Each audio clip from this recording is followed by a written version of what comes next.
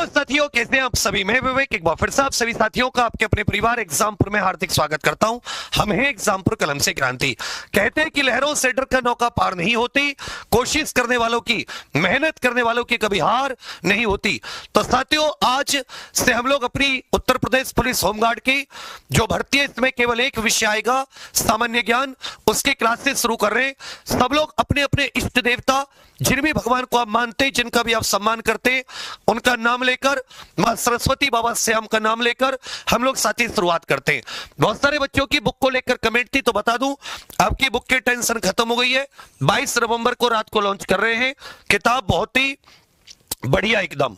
तो चलिए साथियों, आज जो आपके लिए क्वेश्चन रखे कि अगर ऐसा पेपर आता है तो आप कितना स्कोर करेंगे, उसको ध्यान में रखते हुए, तो सबसे पहला क्वेश्चन आप सभी के सामने, बहुत अच्छे से के क्वेश्चन को पढ़ के आपको उत्तर देना है, जल्दबाजी नहीं करनी है।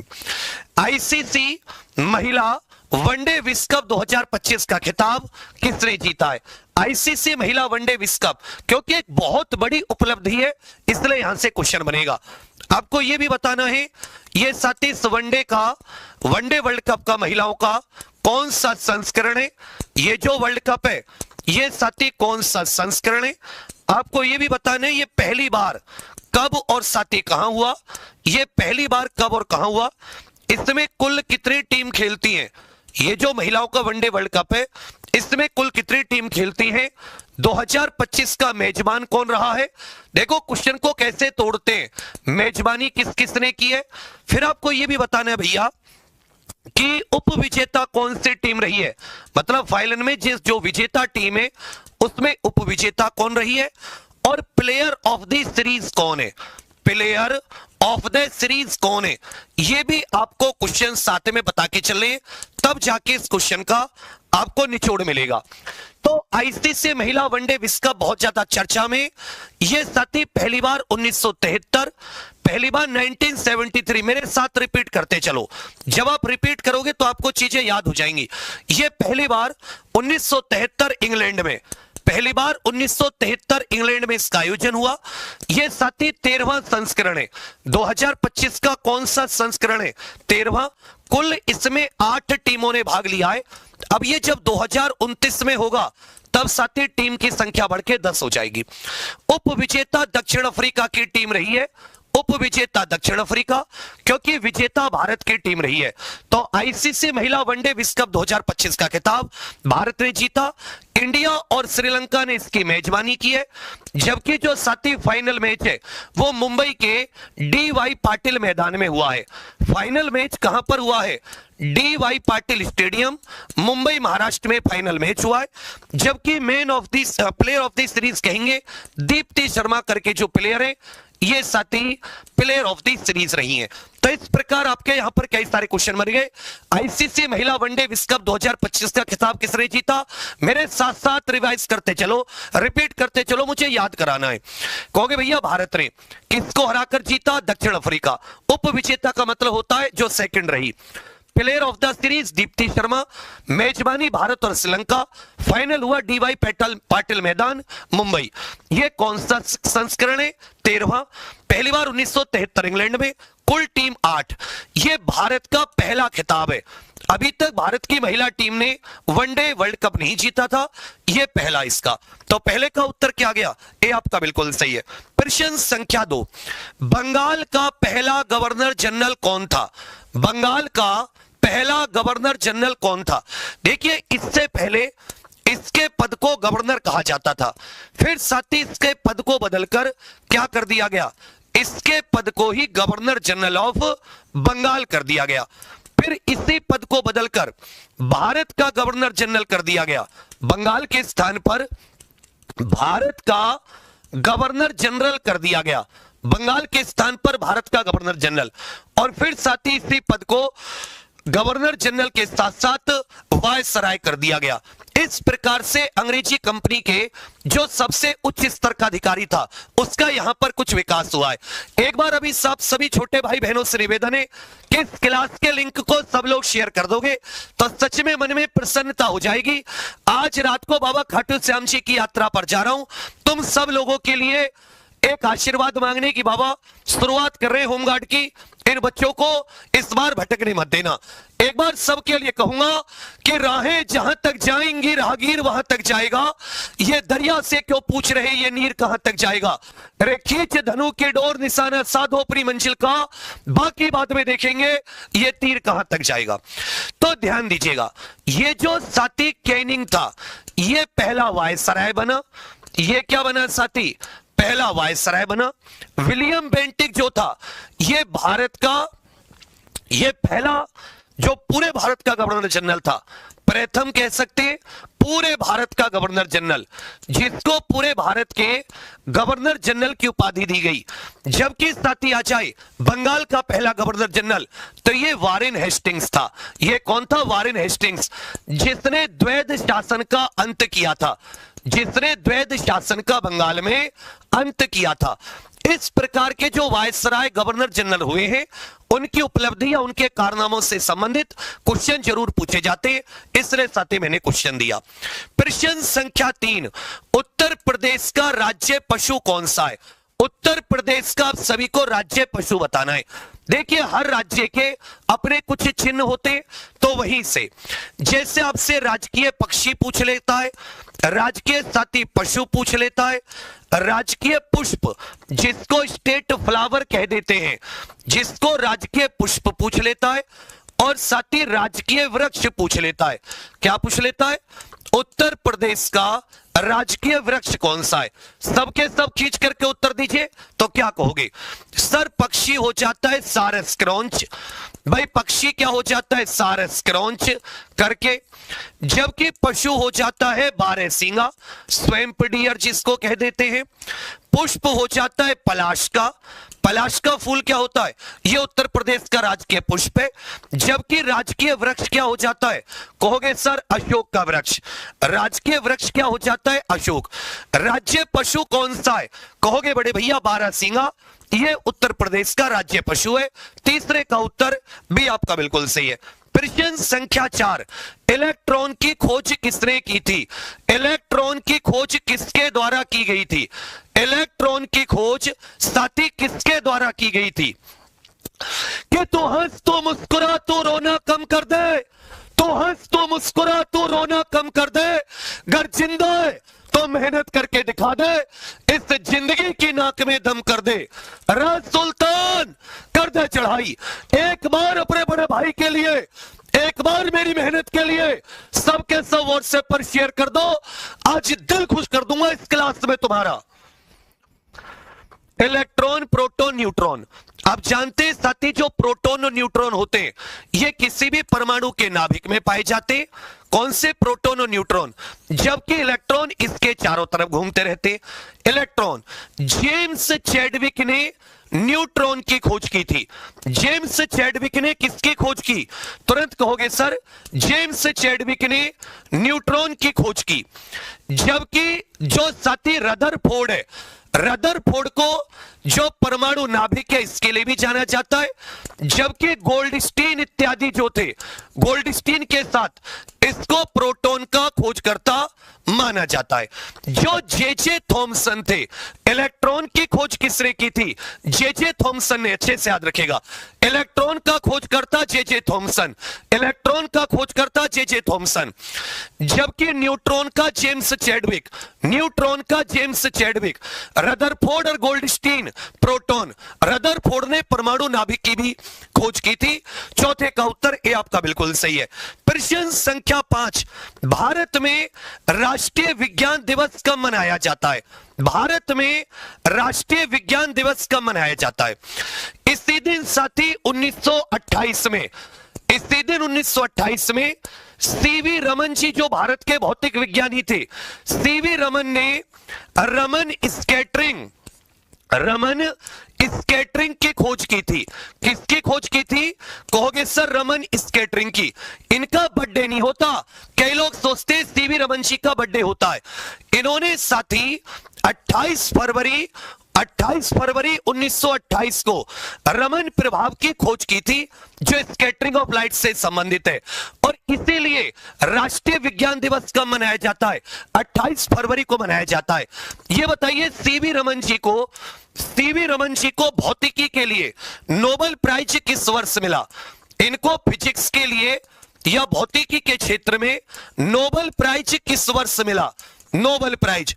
और यह भी बताना है, भारत में राष्ट्रीय प्रौद्योगिकी दिवस कब मनाया जाता है? भारत में राष्ट्रीय प्रौद्योगिकी दिवस, तो जब भी साथी नेशनल टेक्नोलॉजी डे आ जाए या राष्ट्रीय प्रौद्योगिकी दिवस आ जाए तो उत्तर आ जाएगा 11 मई। राष्ट्रीय प्रौद्योगिकी दिवस 11 मई, जो हमने दूसरा परमाणु परीक्षण किया था उसकी याद में, जबकि इन्हें नोबेल प्राइज 1930 में मिला। नोबेल प्राइज कब मिला? 1930 में। 28 फरवरी को राष्ट्रीय विज्ञान दिवस मनाते। पांचवें का उत्तर भी। फॉरवर्ड ब्लॉक के संस्थापक कौन थे?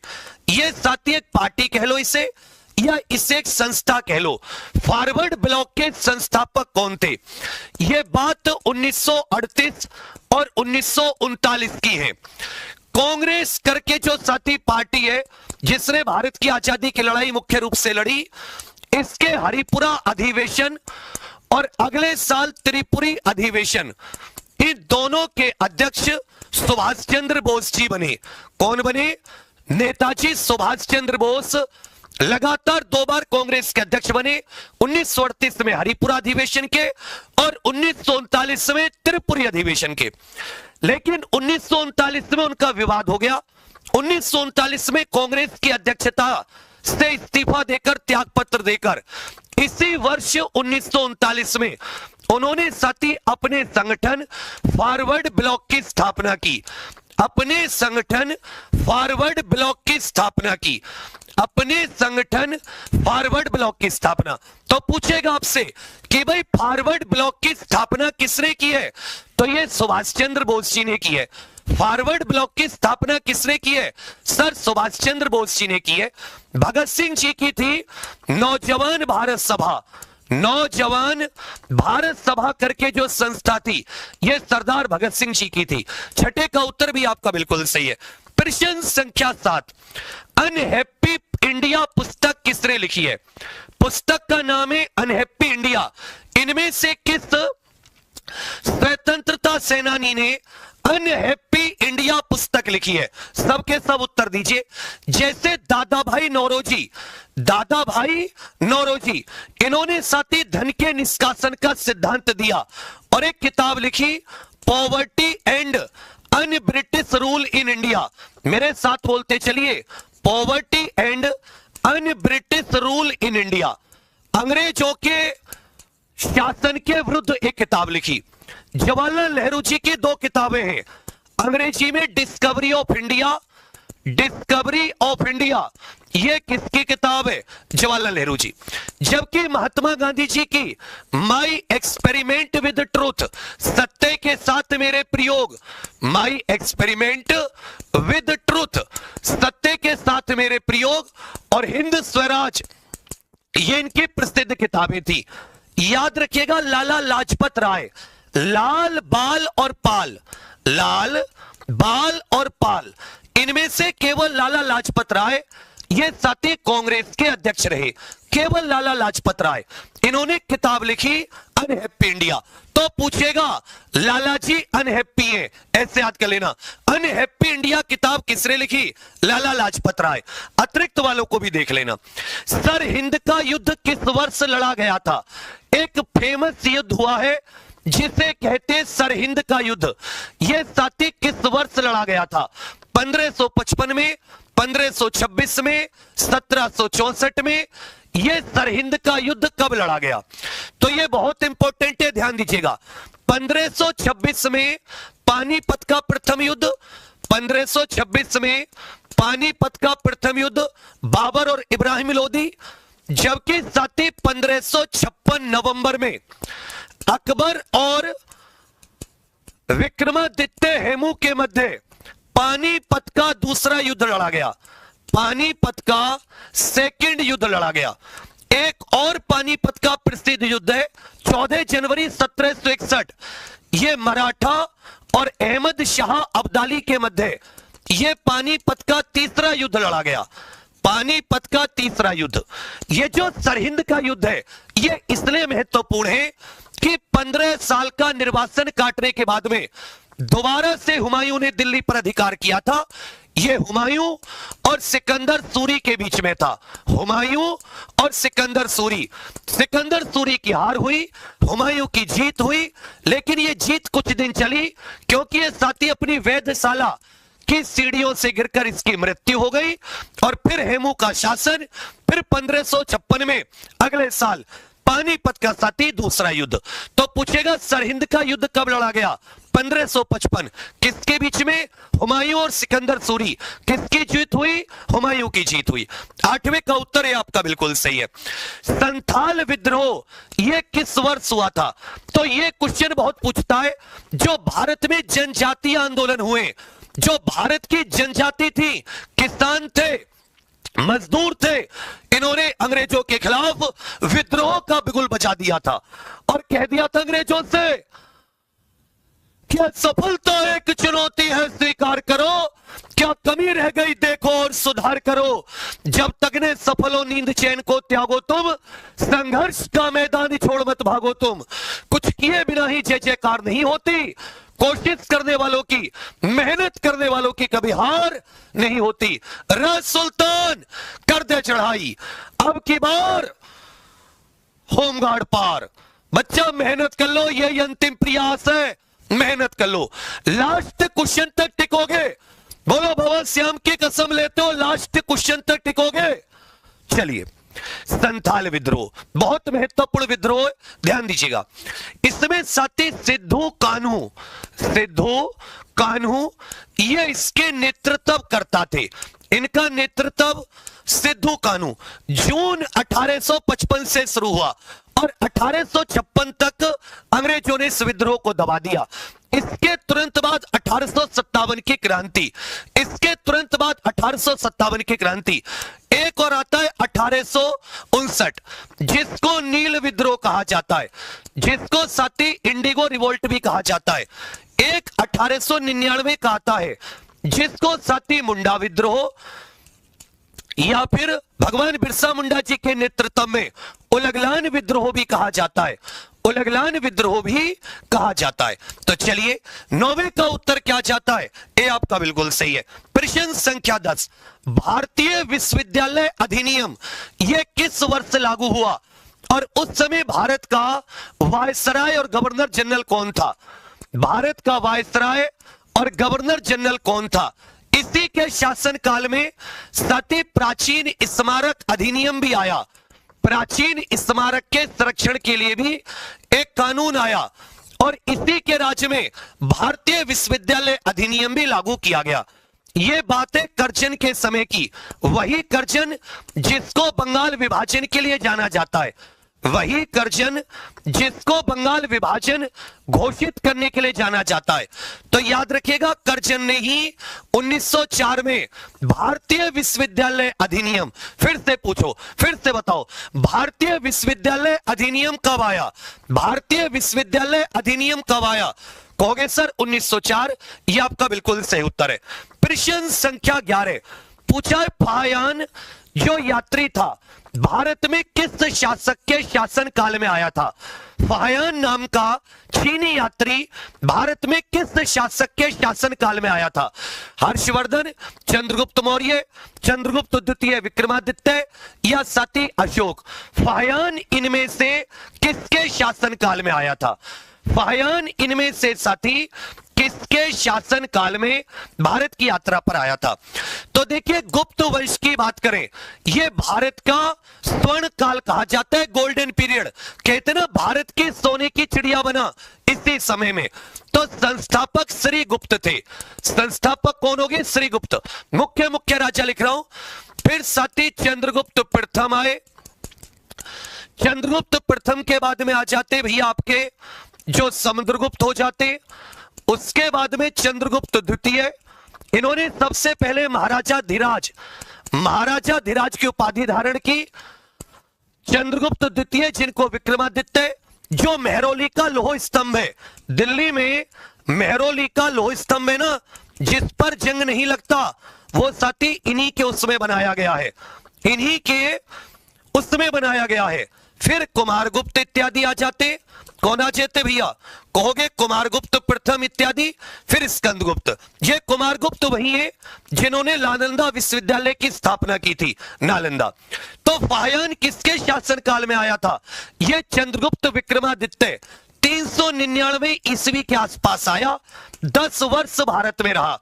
जबकि हेनसांग करके जो था, हेनसांग, ये हर्षवर्धन के शासनकाल में भारत आया था। हर्षवर्धन के शासनकाल में। 11 का उत्तर सी आपका बिल्कुल सही है। क्लोरोफिल में कौन सा तत्व पाया जाता है? जो क्लोरोफिल नाम की चीज होती है, इसमें कौन सा तत्व पाया जाता है? आप जानते हैं जो पेड़ पौधे होते हैं वो अपना खाना स्वयं बनाते हैं। अपना जो भोजन होते हैं पेड़ पौधे स्वयं बनाते हैं। पेड़ पौधे अपना भोजन स्वयं बनाते हैं। और किस प्रक्रिया के द्वारा बनाते हैं? प्रकाश संश्लेषण प्रक्रिया। प्रकाश संश्लेषण प्रक्रिया के द्वारा पेड़ पौधे अपना भोजन बनाते हैं। इसके द्वारा वो वायुमंडल से कार्बन डाइऑक्साइड ग्रहण करते हैं, वायुमंडल से साथ ही वो पानी लेते हैं, और सूरज की रोशनी में, सनलाइट में कह लो या सूर्य के प्रकाश में कह लो, और साथ ही क्लोरोफिल की मौजूदगी में, क्लोरोफिल जो कि हरित लवक होता है, ये इसको C6H12O6 प्लस साथ ही इसमें से 6 ऑक्सीजन भी निकलती है, ये इनका भोजन हो जाता है। और साथ में बाकी जीव जंतुओं को क्या मिल जाती है? ये साथी ऑक्सीजन मिल जाती है जो पानी के विघटन से प्राप्त होती है। इसको प्रकाश संश्लेषण प्रक्रिया कहते हैं। इसमें जो क्लोरोफिल है, ये क्लोरोफिल सूर्य के प्रकाश को कैसे रोक पाता है? क्योंकि इसमें साथी मैग्नीशियम नामक तत्व पाया जाता है। इसमें कौन सा तत्व पाया जाता है? कहोगे सर इसमें मैग्नीशियम नामक तत्व पाया जाता है। निम्नलिखित में से कौन त्रिपक्षीय संघर्ष में शामिल नहीं था? इनमें से कौन त्रिपक्षीय संघर्ष में शामिल नहीं था?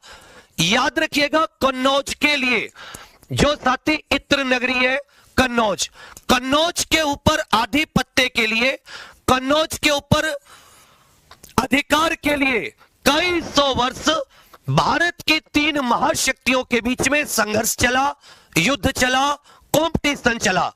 ये थे पाल वंश पंजाब का, गुज्जर प्रतिहार वंश, और याद रखिएगा भैया राष्ट्रकूट वंश। चोल वंश जो था, चोल वंश, ये साथी कन्नौज के त्रिकोणीय संघर्ष में शामिल नहीं था।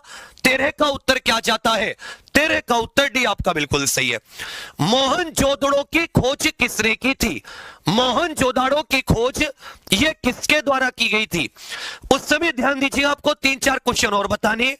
एएसआई की स्थापना और इसके संस्थापक कौन है? ASI, archaeological survey of India, यही वो संस्था है जो भारत में प्राचीन सामान, प्राचीन स्थल की खोज करती है। और इसके संस्थापक किसको कहा जाता है? यह इसका पहला डायरेक्टर जनरल, जो इसके साथ ही पहले डायरेक्टर जनरल भी बने एएसआई के। तो स्थापना इसकी याद रखिएगा, यह साथी 1861 में हुई। स्थापना कब हुई? 1861 में। और अलेक्जेंडर कनिंघम करके जो व्यक्ति थे, अलेक्जेंडर कनिंघम, अलेक्जेंडर कनिंघम ये इसके पहले डायरेक्टर जनरल कहे जाते हैं। इन्हीं की देखरेख में जो साथी दयाराम साहनी थे, उन्होंने 1921 में सिंधु घाटी सभ्यता का पहला स्थल हड़प्पा की खोज की थी, रावी नदी के किनारे। और उसके अगले साल 1922 में सिंधु नदी के किनारे राखल दास बनर्जी जी ने मोहनजोदाड़ो की खोज की थी। और जब ये दोनों खोज की गई, एएसआई के जो डायरेक्टर जनरल थे वो जॉन मार्शल थे। पूछा जाता है कि जब हड़प्पा सभ्यता की खोज हुई, एएसआई का डायरेक्टर जनरल कौन था? सबके सब बताओ। जब साथी हड़प्पा की खोज हुई, एएसआई का डायरेक्टर जनरल कौन था? जॉन मार्शल था। तो आरडी बनर्जी ने, अच्छे से याद रखेगा, मोहनजोदाड़ो, इसमें साथी ग्रेट बाथ, महान स्नानागार पाया गया। एक नर्तकी की कांसे की मूर्ति, नर्तकी की इसमें साथी कांसे की मूर्ति। मोहनजोदाड़ो का अर्थ होता है मृतकों का टीला। 14 का उत्तर ए आपका बिल्कुल सही है। कौन सी घटना सबसे बाद में घटी थी? यहां पर आपको हमारे स्वतंत्रता के इतिहास की 4 बड़ी घटना बता रखी है। पूछा इनमें से कौन सी घटना सबसे बाद में घटी है, और यह उत्तर गलत नहीं होना चाहिए तुम्हारा। लास्ट क्वेश्चन तक रुकना, पूरे के पूरे 100 क्वेश्चन। जल्दबाजी मत करो, आज सीखो, आज सोचो कि साथी कैसे करना है। और थ्योरी के लिए जैसे मैंने तुम्हें नोट्स दिखाए, कहां से तैयारी करोगे? एग्जाम पर ऑफिशियल एप्लीकेशन के यूपी होमगार्ड के अंतिम प्रयास बैच से जुड़कर, जिसका लिंक साथी अच्छे से याद रखिएगा, मैंने यहीं पर लगा रखा है। आप सीधे यहीं से कोर्स का लिंक, बहुत बढ़िया नोट्स है फ्लो चार्ट के, इन नोट्स को छोड़ना मत। केवल 20,000 स्टूडेंट्स के लिए, केवल 20,000 स्टूडेंट्स के लिए। तो सबसे पहले देखो, दांडी मार्च कब शुरू हुआ? 12 मार्च 1930 को दांडी मार्च। जो कांग्रेस का कराची अधिवेशन था, सरदार पटेल जी जिसके अध्यक्ष थे, मौलिक अधिकारों को पास किया गया। यह 26 मार्च से 31 मार्च, 26 मार्च से 31 मार्च 1931, जो गांधी जी और बाबा साहब के बीच में पूना पैक्ट हुआ था, यह पूना समझौता 24 सितंबर 1932, और भगत सिंह जी को जो फांसी दी गई थी वो 23 मार्च 1931। अब लगाओ सबसे पहले कौन सी घटना? दांडी मार्च। दांडी मार्च के बाद में भगत सिंह जी की मृत्यु, कराची अधिवेशन 26 मार्च से, जबकि भगत सिंह जी की मृत्यु 3 दिन पहले फांसी हो चुकी है। तो कहोगे सर भगत सिंह जी की मृत्यु, फिर साथी कराची अधिवेशन, और सबसे लास्ट में 1932 में पूना समझौता हुआ। तो यही हमसे पूछा था, इनमें से कौन सी घटना सबसे बाद में घटी है? तो सही उत्तर क्या जाएगा? कहोगे भैया सी, पूना समझौता। किस वर्ष? 24 सितंबर 1932। मध्यकालीन भारत में तुगलकनामा पुस्तक किसने लिखी है? मध्यकालीन भारत में तुगलकनामा पुस्तक किसने लिखी है? जो साथी एग्जाम पर पहली बार आए, बच्चा सब लोग सब्सक्राइब कर लेना। मंगलवार से 7 दिन में समस्त जीके खत्म करने की क्लास लेकर आ रहा हूं। 7 दिन में जीके खत्म जैसी पेट में लेकर आया था, तो क्लास तुमसे छूटनी नहीं चाहिए। और एक बार और अगर तुम थोड़ा सा साथ देकर शेयर कर दो, तो कि तू हंस, तू मुस्कुरा, तू रोना कम कर दे, और अगर जिंदा है तो मेहनत करके दिखा दे, इस जिंदगी की नाक में दम कर दे। हे बाबा श्याम, और मेहनत करने की शक्ति देना। देखो, जियाउद्दीन बर्नी करके एक व्यक्ति हुए, इन्होंने लिखी साथी तारीख ए फिरोज शाही। लिखते चलना, इसने 2 किताब लिखी, तारीख ए फिरोज शाही और फतवा ए जहांदरी। फतवा ए जहांदरी करके साथी तीसरी किताब लिखी। इब्न बतूता ने रिहला नामक किताब लिखी। कौन सी रिहला? मिनहास उस राज ने तबकात उल नासरी किताब लिखी। तबकात उल नासरी, तबकात उल नासिरी करके जो किताब लिखी है, मिनहास उस राज। जबकि अच्छे से याद रखिएगा, तुगलकनामा अमीर खुसरो ने लिखी है। तुगलकनामा किताब किसने लिखी? अमीर खुसरो। जियाउद्दीन बर्नी तारीख ए फिरोज शाही और फतवा ए जहांदरी, मिनहाज उस राज, तबकात उल नासिरी और इब्न बतूता की किताब का नाम क्या है? रिहला। 16 का उत्तर ए आपका बिल्कुल सही है। भारतीय संविधान की 11वीं अनुसूची में कितने विषय शामिल हैं? संविधान की 11वीं अनुसूची में तो आप सभी जानते, ग्राम पंचायत की शक्तियां, ग्राम पंचायत की शक्तियां 11वीं अनुसूची किससे संबंधित है? ग्राम पंचायत की पावर, अनुच्छेद 243 जी। इसको 73वें संविधान संशोधन 1992 से जोड़ा गया, जो कब से लागू हुआ था? कहोगे सर 24 अप्रैल 1993 से लागू। 24 अप्रैल 1993। इसलिए 24 अप्रैल को क्या मनाया जाता है? राष्ट्रीय पंचायती राज दिवस। बताओ राष्ट्रीय पंचायती राज दिवस कब मनाया जाता है? एक दूसरे से जोड़ के पढ़ो चीजों को। राष्ट्रीय पंचायती राज दिवस ये 24 अप्रैल को मनाया जाता है। राष्ट्रीय पंचायती राज दिवस 73वां संविधान संशोधन 1992 में पारित, 24 अप्रैल 1993 से लागू। 11वीं अनुसूची में ग्राम पंचायत की शक्तियों से संबंधित विषय, इसमें 29 विषय हैं, जबकि 12वीं अनुसूची ग्राम नगरपालिका, इसमें 18 विषय हैं। तो 11वीं में कितने कहोगे सर? 29 विषय। कितने विषय हैं? 29, 18। अनुच्छेद 170 के अनुसार राज्य विधानसभा में न्यूनतम और अधिकतम सदस्यों की संख्या कितनी होती है? जो राज्य की विधानसभा होती है, जिनको निम्न सदन कहा जाता है, राज्य की विधानसभा को क्या कहा जाता है? कहोगे भैया निम्न सदन। इसमें सदस्यों की न्यूनतम संख्या कितनी होती है और अधिकतम सदस्यों की न्यूनतम अधिकतम? याद रखिएगा, 3 राज्यों को छूट प्राप्त है, अरुणाचल प्रदेश, मिजोरम और सिक्किम। अरुणाचल प्रदेश, मिजोरम और सिक्किम, यहां पर 60 से कम है। यहां पर कितनी है? 60 से कम। तो न्यूनतम होने चाहिए 60 और अधिकतम होने चाहिए 500। लेकिन अरुणाचल प्रदेश, मिजोरम, सिक्किम और पुदुचेरी, इनको छूट प्राप्त है। अनुच्छेद 170 के अनुसार राज्य विधानसभा में न्यूनतम और अधिकतम ये 60 और 500। न्यूनतम कितने होने चाहिए? 60। अधिकतम सीट कितनी होनी चाहिए? कहोगे सर 500। 18 का उत्तर भी। भारत की दूसरी सबसे लंबी नदी कौन सी है? भारत की दूसरी सबसे लंबी नदी, अच्छे से याद रखिएगा, प्रवरा, मंजीरा, वेणगंगा, इंद्रावती,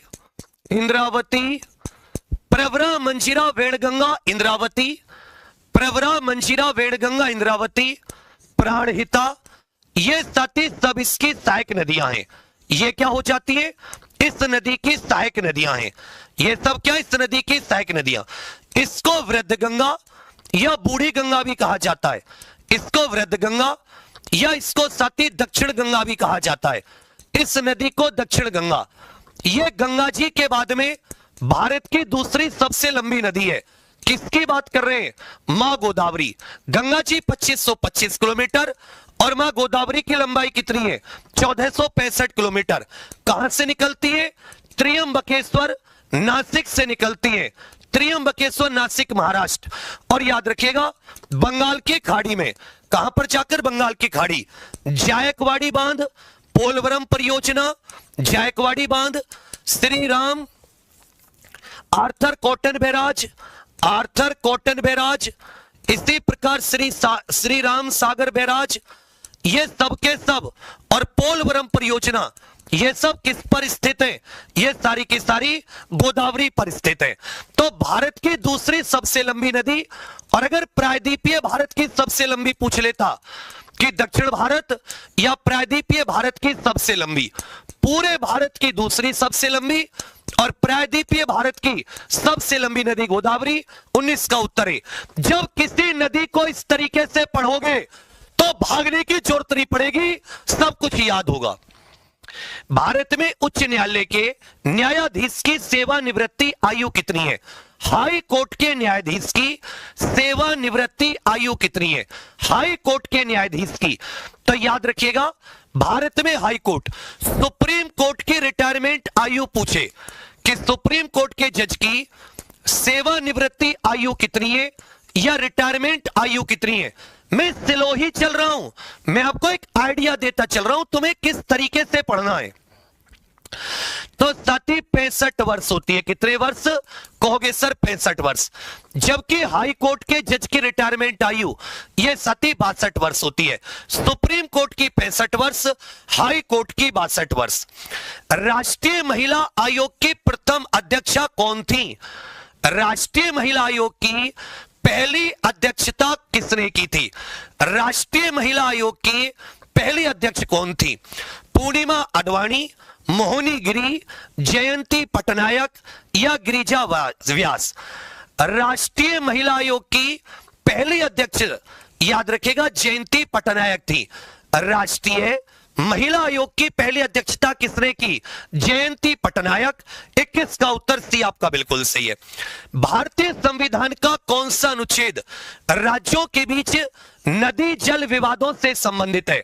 इनमें से कौन सा अनुच्छेद राज्यों के बीच नदी जल बंटवारे या नदी जल विवाद, जैसे कावेरी नदी को लेकर कर्नाटक और तमिलनाडु में विवाद है, ऐसे जो inter state river water dispute है और इनके ऊपर जो भी सती कानून आदि बनाने की शक्ति दी गई है वो संसद को दी गई है। न्यायालय इसमें इंटरफेयर नहीं कर सकते। कौन सा अनुच्छेद से ये पूछा है? जैसे अनुच्छेद 265, तो विधि के बिना कोई टैक्स नहीं, किसी विधि के बिना कोई टैक्स नहीं, कोई भी टैक्स बिना कानून के नहीं लगाया जाएगा।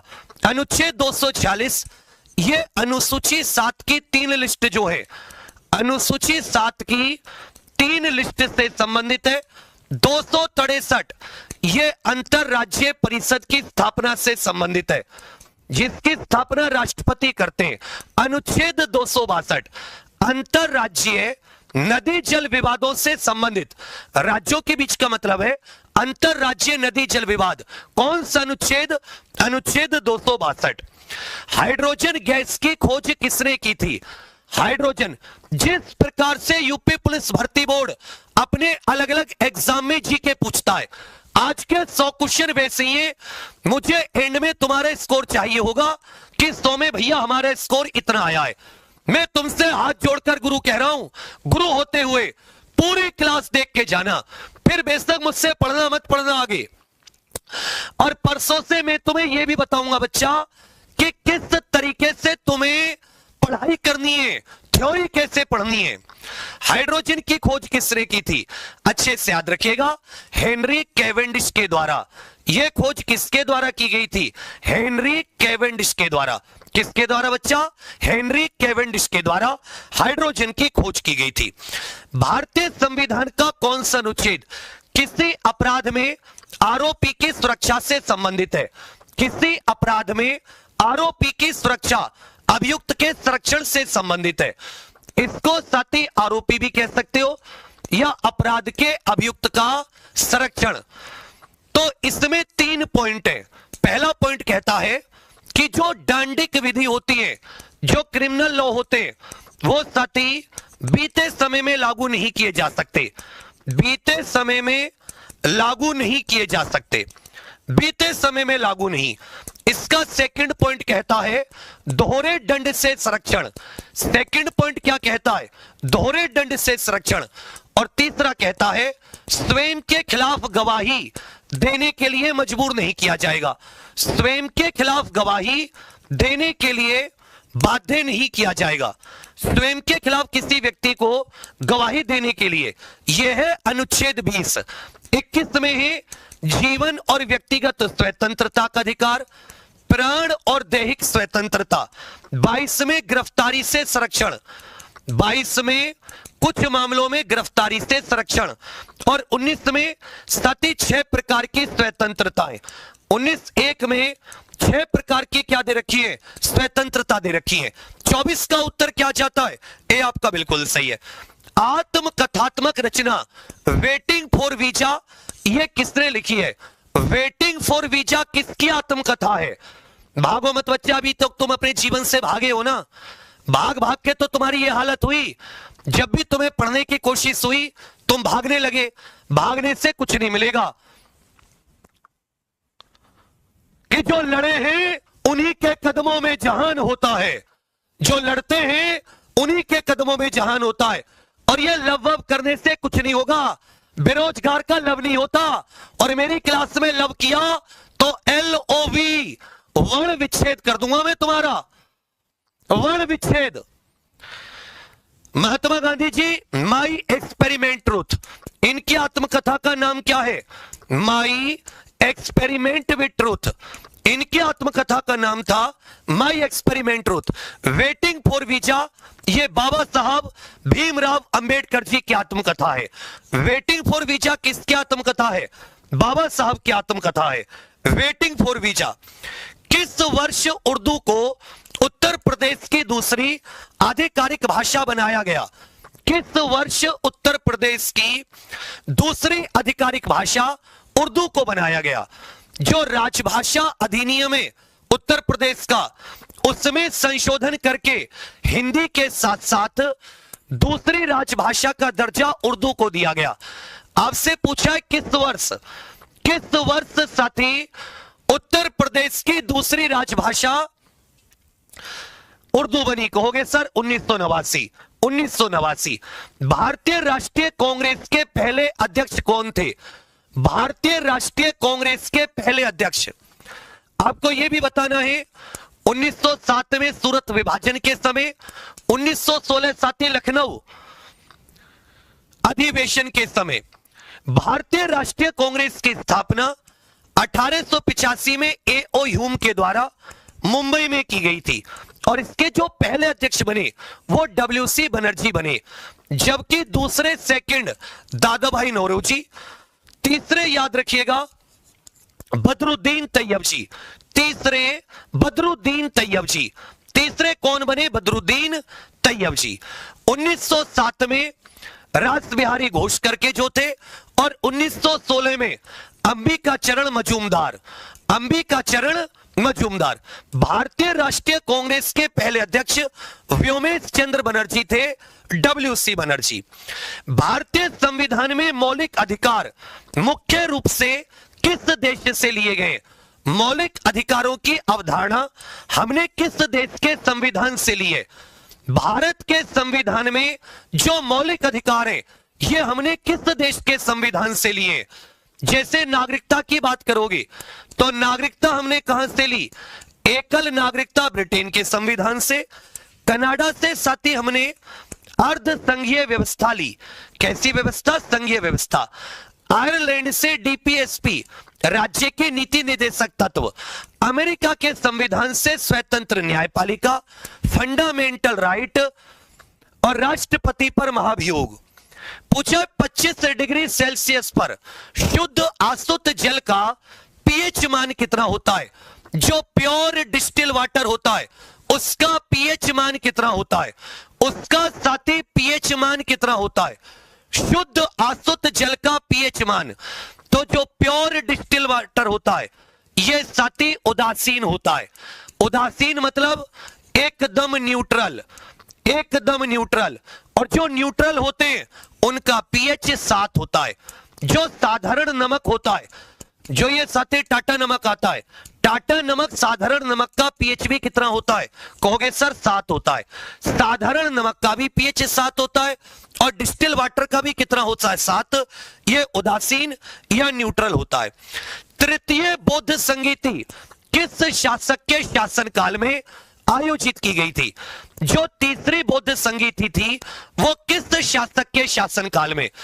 आप जानते भैया जो पहली बौद्ध संगीति थी वो अजातशत्रु के समय पर, जो दूसरी बौद्ध संगीति थी वैशाली में कालाशोक के समय पर, तीसरी अशोक के समय पर पाटलिपुत्र में, तीसरी कहां पर? पाटलिपुत्र में, और चौथी कनिष्क के समय पर कुंडलवन कश्मीर। पहली अजातशत्रु राजगीर, दूसरी कालाशोक वैशाली, तीसरी अशोक के समय पर पाटलिपुत्र और चौथी कुंडलवन कश्मीर कनिष्क के समय पर। शुष्क बर्फ जिसको ड्राई आइस भी कहते हैं, यह रासायनिक रूप से कौन सा पदार्थ है? जो शुष्क बर्फ होती है, ड्राई आइस होती है, यह रासायनिक रूप से कौन सा पदार्थ है? शुष्क बर्फ।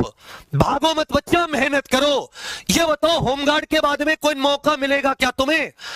अपने जनपद में नौकरी, अपने जनपद में घर से अप डाउन कर सकते हो।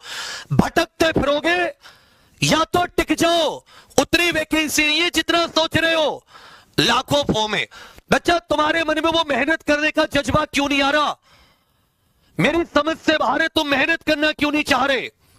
सीखना क्यों नहीं चाह रहे? जो ठोस कार्बन डाइऑक्साइड गैस होती है, ठोस कार्बन डाइऑक्साइड गैस जो आपके मुंह से निकलती है, इसी गैस को अगर ठोस रूप में कर लेते हैं, ये साथी ड्राई आइस है, ये सीधे गैस बन जाती है। ठोस से सीधे क्या बन जाती है? गैस। तो शुष्क बर्फ क्या होती है? कहोगे भैया ड्राई आइस। भारतीय संविधान के किस अनुच्छेद में राष्ट्रपति की शपथ का उल्लेख है? राष्ट्रपति की शपथ का उल्लेख संविधान के किस अनुच्छेद में? जैसे तीसरी अनुसूची में भी शपथ का प्रारूप दिया गया है, तीसरी अनुसूची में भी क्या दिया गया है कि शपथ कैसे ली जाएगी।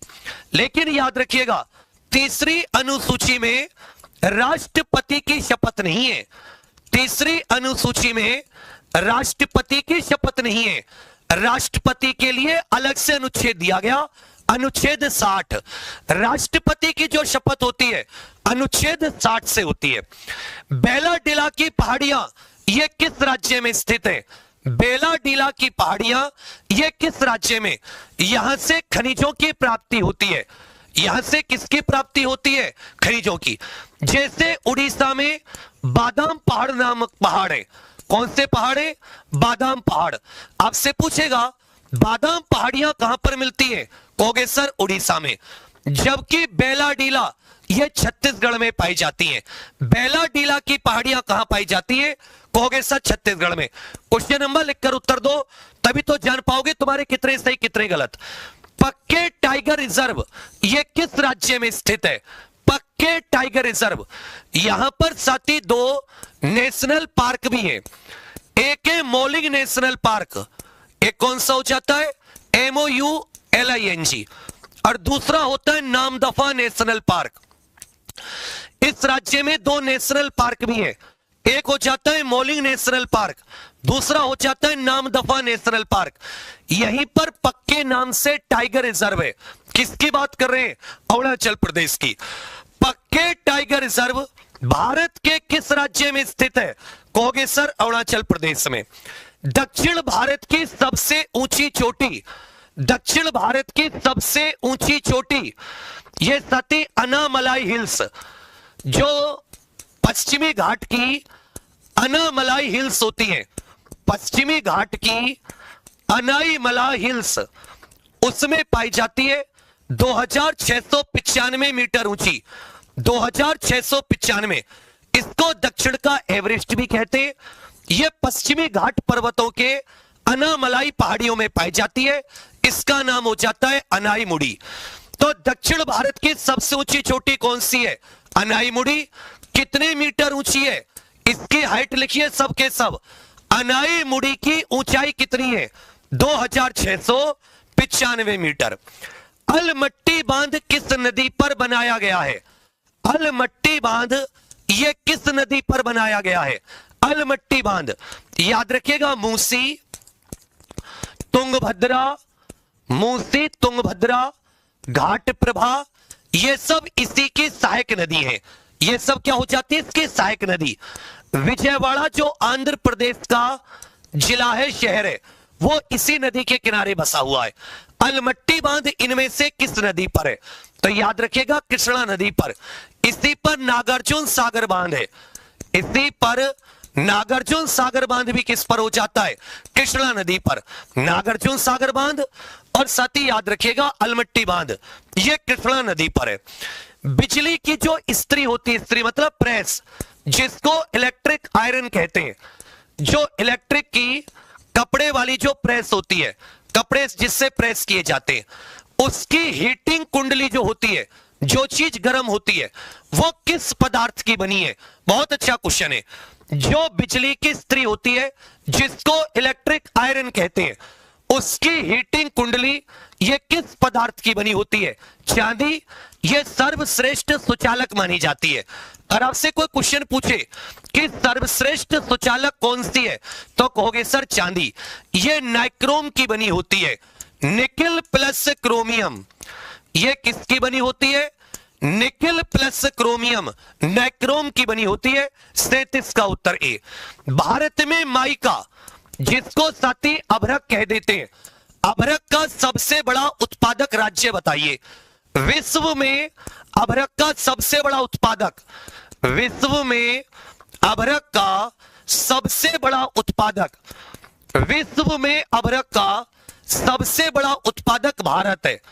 पूरे दुनिया में सबसे ज्यादा माइका कौन उत्पादन करता है? भारत। और भारत में सबसे ज्यादा आंध्र प्रदेश। भारत में सबसे ज्यादा आंध्र प्रदेश।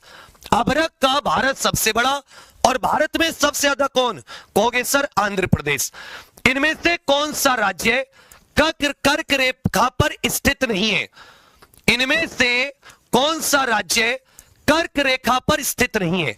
23.5 डिग्री उत्तरी अक्षांश, 23.5 डिग्री उत्तरी अक्षांश भारत के 8 राज्यों के ऊपर से गुजरती है।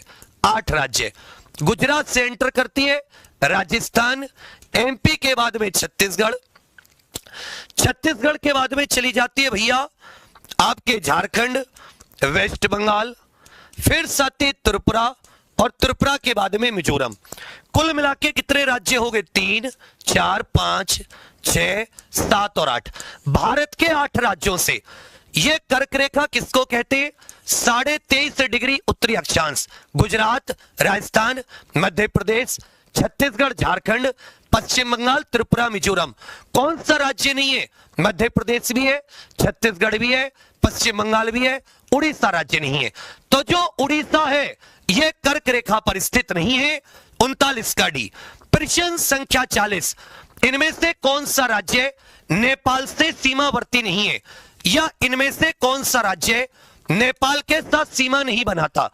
भारत और नेपाल की जो सीमा है, भारत और नेपाल की जो स्थलीय सीमा है, इसकी सुरक्षा सशस्त्र सीमा बल करता है। 5 राज्य इससे सीमा बनाते हैं। कुल 1751 किलोमीटर की सीमा है, कुल 1751, जिसमें उत्तराखंड आ जाता है, यूपी आ जाता है, बिहार, वेस्ट बंगाल और सिक्किम। तो याद रखिएगा, उत्तराखंड, उत्तर प्रदेश, बिहार, पश्चिम बंगाल और सिक्किम। कौन सीमा नहीं बनाता? झारखंड सीमा नहीं बनाता। नेपाल के साथ कौन सा राज्य? झारखंड सीमा नहीं बनाता। आपसे सबसे फिर से कह रहा हूं साथी, एक बहुत अच्छे आप सभी के लिए फ्लो चार्ट वाले नोट्स, जो लास्ट में रुकेगा उसको साथी फ्लो चार्ट नोट्स का एक डेमो दिखाऊंगा। इतने बढ़िया नोट्स से सेल्फ स्टडी, ये केवल 20,000 स्टूडेंट्स के लिए। डेली 6-7 घंटे की क्लास, ना स्टडी मटेरियल की टेंशन, ना नोट्स की टेंशन, ना भटकने की टेंशन। होम गार्ड की इस भर्ती के लिए, अंतिम प्रयास के लिए एग्जाम प्रो ऑफिशियल एप्लीकेशन पर जाकर अंतिम प्रयास बैच से जुड़कर तैयारी करना। बहुत क्रम से डेली 50 क्वेश्चन का टेस्ट भी होगा, जितना हमने दिन भर में पढ़ा होगा। तो सबके सब साथी आज ही जुड़ जाना, क्योंकि जो 20,000 है, यहीं पर लिंक लगा रखा है कमेंट्स में, ये 20,000 जो है साथी, ये कभी भी भर जाएंगी। क्या रखा? सतही क्षेत्रफल के हिसाब से विश्व की सबसे बड़ी ताजे पानी की झील कौन सी है? सतही क्षेत्रफल कि भाई पानी का जो ऊपर क्षेत्रफल है, उसके हिसाब से विश्व की सबसे बड़ी ताजे पानी की झील। अगर केवल इतना आ जाए, विश्व की सबसे बड़ी झील, विश्व की सबसे बड़ी झील पूछ लेता, कोई ताजा पानी नहीं लिखा होता, या फिर खारे पानी की सबसे बड़ी, या फिर आपसे खारे पानी की सबसे बड़ी, तो उत्तर हो जाता कैस्पियन सागर, कैस्पियन सागर। लेकिन यहां पर आपको साफ तौर पर कह रखा है, क्षेत्रफल के हिसाब से विश्व की सबसे बड़ी ताजे पानी की झील लेक सुपीरियर। 41 का ए। कोशिका का अध्ययन क्या कहलाता है? कोशिकाओं का अध्ययन ये साथी क्या कहलाता है? बच्चा लास्ट तक रुके रहना, तुमने कसम खाई थी। ये आधे घंटा और चाहिए मुझे, पूरा 100 क्वेश्चन खत्म हो जाएंगे 90 मिनट में। लेकिन एक आइडिया लग जाएगा कि थ्योरी को किस तरीके से पढ़ना है। बस थोड़ी देर और रुके रहना, भागना मत। तुम्हें अपने गुरु के जीवन की कसम है। कहोगे सर हिस्टोलॉजी, ये ऊतक का अध्ययन होता है, ऊतक अथवा टिश्यूज का अध्ययन, ऊतक अथवा टिश्यू। साइटोलॉजी, सेल अथवा जो कोशिका होती है, कोशिका के अध्ययन को साइटोलॉजी कहा जाता है, और जो टिश्यू होते हैं इनके अध्ययन को साथी हिस्टोलॉजी कहा जाता है। भारत का कौन सा राज्य सबसे लंबी समुद्र तट रेखा, भारत का कौन सा राज्य है सबसे लंबी समुद्र तट रेखा? खींचकर उत्तर दीजिए। सबसे लंबी, देखिए पहले जो समुद्र तट रेखा थी वो कम थी, अब 11,000 प्लस किलोमीटर की हो गई है नई नापतोल के हिसाब से। अब भी सर्वाधिक तट रेखा गुजरात की है, अभी सबसे ज्यादा तट रेखा किसकी है? गुजरात की। ये एक एक चीज थ्योरी में पढ़ोगे, सबसे ज्यादा सबसे कम, बहुत मजा आएगा, एक एक चीज को याद कर लोगे। उमियम झील साथी किस राज्य में स्थित है? इसको 12 पानी झील भी कहा जाता है। उमियम झील को भारत में 12 पानी झील भी कहा जाता है। यह भारत के किस राज्य में स्थित है? अरुणाचल प्रदेश, मेघालय, असम या नागालैंड? तो अच्छे से याद रखिएगा, यह मेघालय में स्थित है। उमियम झील, जिसे 12 पानी झील भी कहा जाता है, यह मेघालय राज्य में स्थित है। 44 का बी, सोयाबीन अनुसंधान केंद्र यह किस शहर में स्थित है? राष्ट्रीय सोयाबीन अनुसंधान केंद्र। यह साथी परसों से तो मैं 7 दिन, कल भी है एक टेस्ट, 7 दिन में जीके खत्म वाली सीरीज ला रहा हूं रात को 9 बजे। एक दिन में एक सब्जेक्ट पूरा निचोड़ देंगे अगर तुमने मेहनत कर दी। बोलो तैयार हो? 7 दिन में जीके समाप्त की सीरीज ले आऊं परसों से। कहोगे सर भोपाल में आ जाता है उच्च सुरक्षा, उच्च सुरक्षा पशु सुरक्षा या उच्च सुरक्षा पशु बीमारी, उच्च सुरक्षा पशु बीमारी अनुसंधान केंद्र, जो पशुओं की उच्च सुरक्षा वाली बीमारी होती है, यहीं पर भारतीय वन प्रबंधन संस्थान है। जबकि याद रखिएगा इंदौर सोयाबीन अनुसंधान केंद्र, यह मध्य प्रदेश के इंदौर में स्थित है। हारमुज की जल संधि यह किन 2 देशों के बीच में स्थित है? यह जब बहुत ज्यादा चर्चा में रही थी, याद रखिएगा फारस की खाड़ी को ओमान की खाड़ी से जोड़ती है। फारस की खाड़ी को ओमान की खाड़ी से, फारस की खाड़ी को ओमान की खाड़ी से, और यहां से दुनिया का बहुत ज्यादा तेल, दुनिया का बहुत ज्यादा तेल इसी रास्ते से गुजरता है, तेल के जहाज। इसकी एक तरफ ईरान देश है और इसकी एक तरफ ओमान देश है। तो वही पूछा था, बीच में हारमुज की जल संधि यह किन 2 देशों के बीच में स्थित है? ईरान और ओमान के बीच में, ईरान और ओमान के बीच में। राष्ट्रीय कृषि और ग्रामीण विकास बैंक की स्थापना यह किस वर्ष हुई थी? राष्ट्रीय कृषि और ग्रामीण विकास बैंक की स्थापना बी शिवारामन कमेटी की सिफारिश पर, बी शिवारामन कमेटी की सिफारिश पर, बी शिवारामन कमेटी की सिफारिश पर। मुंबई इसका हेडक्वार्टर है। मुंबई क्या हो जाता है? हेडक्वार्टर। 1982 में नाबार्ड की स्थापना हुई थी। 1982 में भारत का सर्वोच्च न्यायालय किस अनुच्छेद के तहत स्थापित हुआ है? भारत का सुप्रीम कोर्ट जो है किस अनुच्छेद के तहत स्थापित हुआ है? इसमें एक चीफ जस्टिस ऑफ इंडिया और 33 साथी अन्य जज हैं। तो अगर हम कहें मुख्य न्यायाधीश सहित 34 जज और मुख्य न्यायाधीश के अलावा 33 जज। अनुच्छेद 124 214 में हाई कोर्ट आ जाता है। पूछा सर्वोच्च न्यायालय की स्थापना अनुच्छेद 124 से हुई है। भारतीय अर्थव्यवस्था को सबसे सही ढंग से किस रूप में वर्णित किया जा सकता है? अगर कोई आपसे पूछे कि भारत की अर्थव्यवस्था की प्रकृति क्या है, तो आप इनमें से क्या उत्तर दोगे? भारत की अर्थव्यवस्था की प्रकृति, सबके सब क्वेश्चन नंबर लिखकर उत्तर दीजिए। यह मत सोचिए कोई जा रहा है कोई है, क्या तुम किसी के लिए सीट छोड़ दोगे या तुम्हारे लिए कोई सीट छोड़ देगा? माता पिता बूढ़े हो गए सोचते सोचते कि कब अपने बच्चे अपनी संतान को कामयाब देखें। इस बार मेहनत कर दो बच्चा, थोड़ी सी मेहनत। मैं तुम्हारी जगह होता ना जी जान झोंक देता, जी जान। मिश्रित अर्थव्यवस्था, मिश्रित जिसमें सरकारी और सार्वजनिक, सार्वजनिक सरकारी एवं साथी प्राइवेट दोनों तरीके के जो कंपनियां, जो उद्योग हैं, वो एक प्रकार से कह सकते हो एग्जिस्ट करते हैं। 49 का उत्तर ए आपका बिल्कुल सही है। पहली एंटीबायोटिक पेनिसिलिन की खोज किसने की थी? दुनिया की पहली एंटीबायोटिक पेनिसिलिन की खोज किसने की थी? और इसका निर्माण कवक से किया गया था। इसका निर्माण किससे किया गया था? फंगस अथवा कवक से इसका निर्माण किया गया था। जैसे लुई पास्चर, इन्होंने साथी हैजा का टीका और रेबीज का टीका विकसित किया। हैजा और रेबीज का टीका। एडवर्ड जेनर ने दुनिया की पहली वैक्सीन बनाई, दुनिया का पहला टीका बनाया। यह साथी स्मॉल पॉक्स, छोटी माता बीमारी जो होती है, याद रखिएगा। अलेक्जेंडर फ्लेमिंग, दुनिया की पहली एंटीबायोटिक पेनिसिलिन की खोजकर्ता कौन था? Alexander Fleming. किसान क्रेडिट कार्ड योजना की शुरुआत यह किस वर्ष हुई थी? किसान क्रेडिट कार्ड योजना की शुरुआत आरवी गुप्ता समिति की सिफारिश पर, आरवी गुप्ता कमेटी की सिफारिश पर, यह साथी आरवी गुप्ता कमेटी थी, इसकी सिफारिश पर किसानों को लोन देने के लिए 1998 में केसीसी स्कीम लॉन्च हुई थी। कौन सी? 1998 में किसान क्रेडिट कार्ड स्कीम।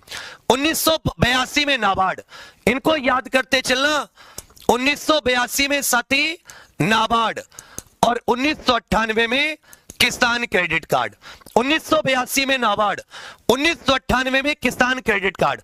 भारत में अब तक कितनी पंचवर्षीय योजनाएं लागू की गई हैं? कितनी पंचवर्षीय योजनाएं?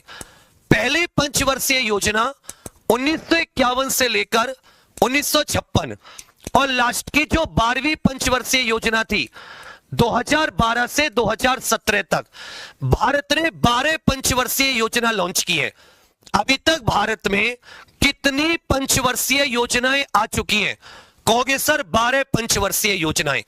नीति आयोग की स्थापना योजना आयोग के स्थान पर, योजना आयोग के स्थान पर, योजना आयोग के स्थान पर 1 जनवरी 2015 से, 1 जनवरी 2015 से national institution for transforming India, national institution for transforming India, national institution for transforming India, यह साथी नीति आयोग 1 जनवरी 2015 को अस्तित्व में आया।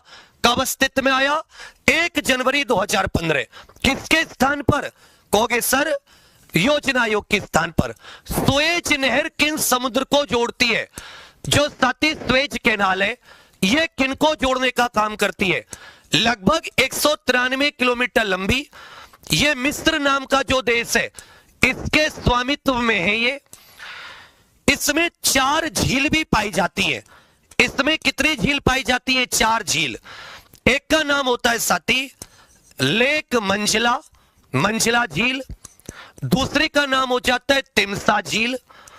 तीसरे का हो जाता है ग्रेट बिटर और चौथी का हो जाता है लिटिल बिटर, लिटिल बिटर झील। आपसे क्वेश्चन पूछेगा भाई कि इसमें से कौन सी झील सुएज नहर में है या नहीं है? यह अरब सागर, लाल सागर, लाल सागर को भूमध्य सागर से जोड़ती है। जो सुएज नहर है यह लाल सागर, यहां पर साथी आ जाता है आपका लाल सागर, इधर आ जाता है भूमध्य सागर और बीच में 193 किलोमीटर लंबी। इसके बनने से भारत और यूरोप के बीच में 7000 किलोमीटर की दूरी कम हो गई थी। 7000 किलोमीटर की दूरी क्या हो गई थी? कम हो गई थी। पांचवें का उत्तर भी लाल सागर को भूमध्य सागर से। मानव नेत्र का कौन सा भाग उसमें प्रवेश करने वाले प्रकाश की मात्रा को नियंत्रित करता है? हमारे मानव नेत्र, ह्यूमन आई का कौन सा भाग होता है? हमारी आंख के अंदर कितना प्रकाश जाएगा इसको कंट्रोल करने का काम। जब आप अंधेरे से रोशनी में आते हो चकाचौंध होती है और रोशनी से अंधेरे में जाते हो तो शुरुआत में कुछ नहीं दिखता, थोड़ी देर बाद दिखाई देता है। तो हमारे आइरिस के बीच में प्यूपिल नाम का क्या हो जाता है? एक साथी छेद है। ये छोटा हो जाए तो कम प्रकाश, ज्यादा हो जाए, चौड़ा हो जाए तो ज्यादा प्रकाश। इसे साथी आइरिस कंट्रोल करता है। कौन कंट्रोल करता है? आइरिस इसको कंट्रोल करता है। फैल जाता है प्यूपिल मोटा, सिकुड़ जाता है प्यूपिल पतला। और हमारी आंख का जो रंग होता है वो भी साथी आइरिस का रंग होता है। रेटिना, इस पर साथी इमेज बनती है। इमेज बनती है रियल और इन्वर्टेड, उल्टी और साथ ही वास्तविक। 55 का उत्तर भी आपका बिल्कुल सही है। भारत में 1969 में कितनी बैंक राष्ट्रीयकृत की गई थी? कितने ऐसे प्राइवेट बैंक थे जिनका राष्ट्रीयकरण किया गया था? 1969 में भारत में कितने बैंकों का राष्ट्रीयकरण किया गया था? बिल्कुल पेपर जैसा है, जैसा 2 घंटे का तुम्हारा 100 क्वेश्चन 100 नंबर का। मैं बस थोड़ी देर और लूंगा, आपको एक आइडिया लग जाएगा आपको कैसे तैयारी करनी है। कहोगे सर 14, कितने बैंकों का राष्ट्रीयकरण किया गया था? 14 बैंकों का। एक्वा रेजिया, इसमें HCl और HNO3 का अनुपात क्या होता है? एक्वा रेजिया एक मिश्रण होता है। क्या होता है? मिश्रण, जो साथी सोने को भी गला देता है, जो सोने गोल्ड को भी गला देता है। इसमें पूछा है हाइड्रोक्लोरिक एसिड HCl और जो नाइट्रिक एसिड होता है HNO3, इसका अनुपात कितना है? HCl 1 to 3, बस ऐसे याद कर लेना, 3:1। ये पहले होता, ये बाद में, तो 1:3। क्योंकि HCl पहले है तो HCl 75%, 25% याद रखेगा HNO3, मिक्स करते तो क्या बनता है? एक्वा रेजिया बनता है। भारत का निर्यात आयात बैंक ये किस वर्ष स्थापित हुआ था? एग्जिम बैंक जिसको कह देते, एक्सपोर्ट इंपोर्ट बैंक, ये साथी किस वर्ष? जिस वर्ष नाबार्ड की स्थापना की गई। बताओ नाबार्ड की स्थापना कब की गई और किसान क्रेडिट कार्ड कब लॉन्च हुए? जितनी बार चीजों को लिखोगे उतना ही अधिक से अधिक छोटे भैया आपको याद होगा। मेरी छोटी बहन कहोगे सर KCC 1998 और नाबार्ड 1982 और वहीं एग्जिम बैंक भी याद रखेगा 1982।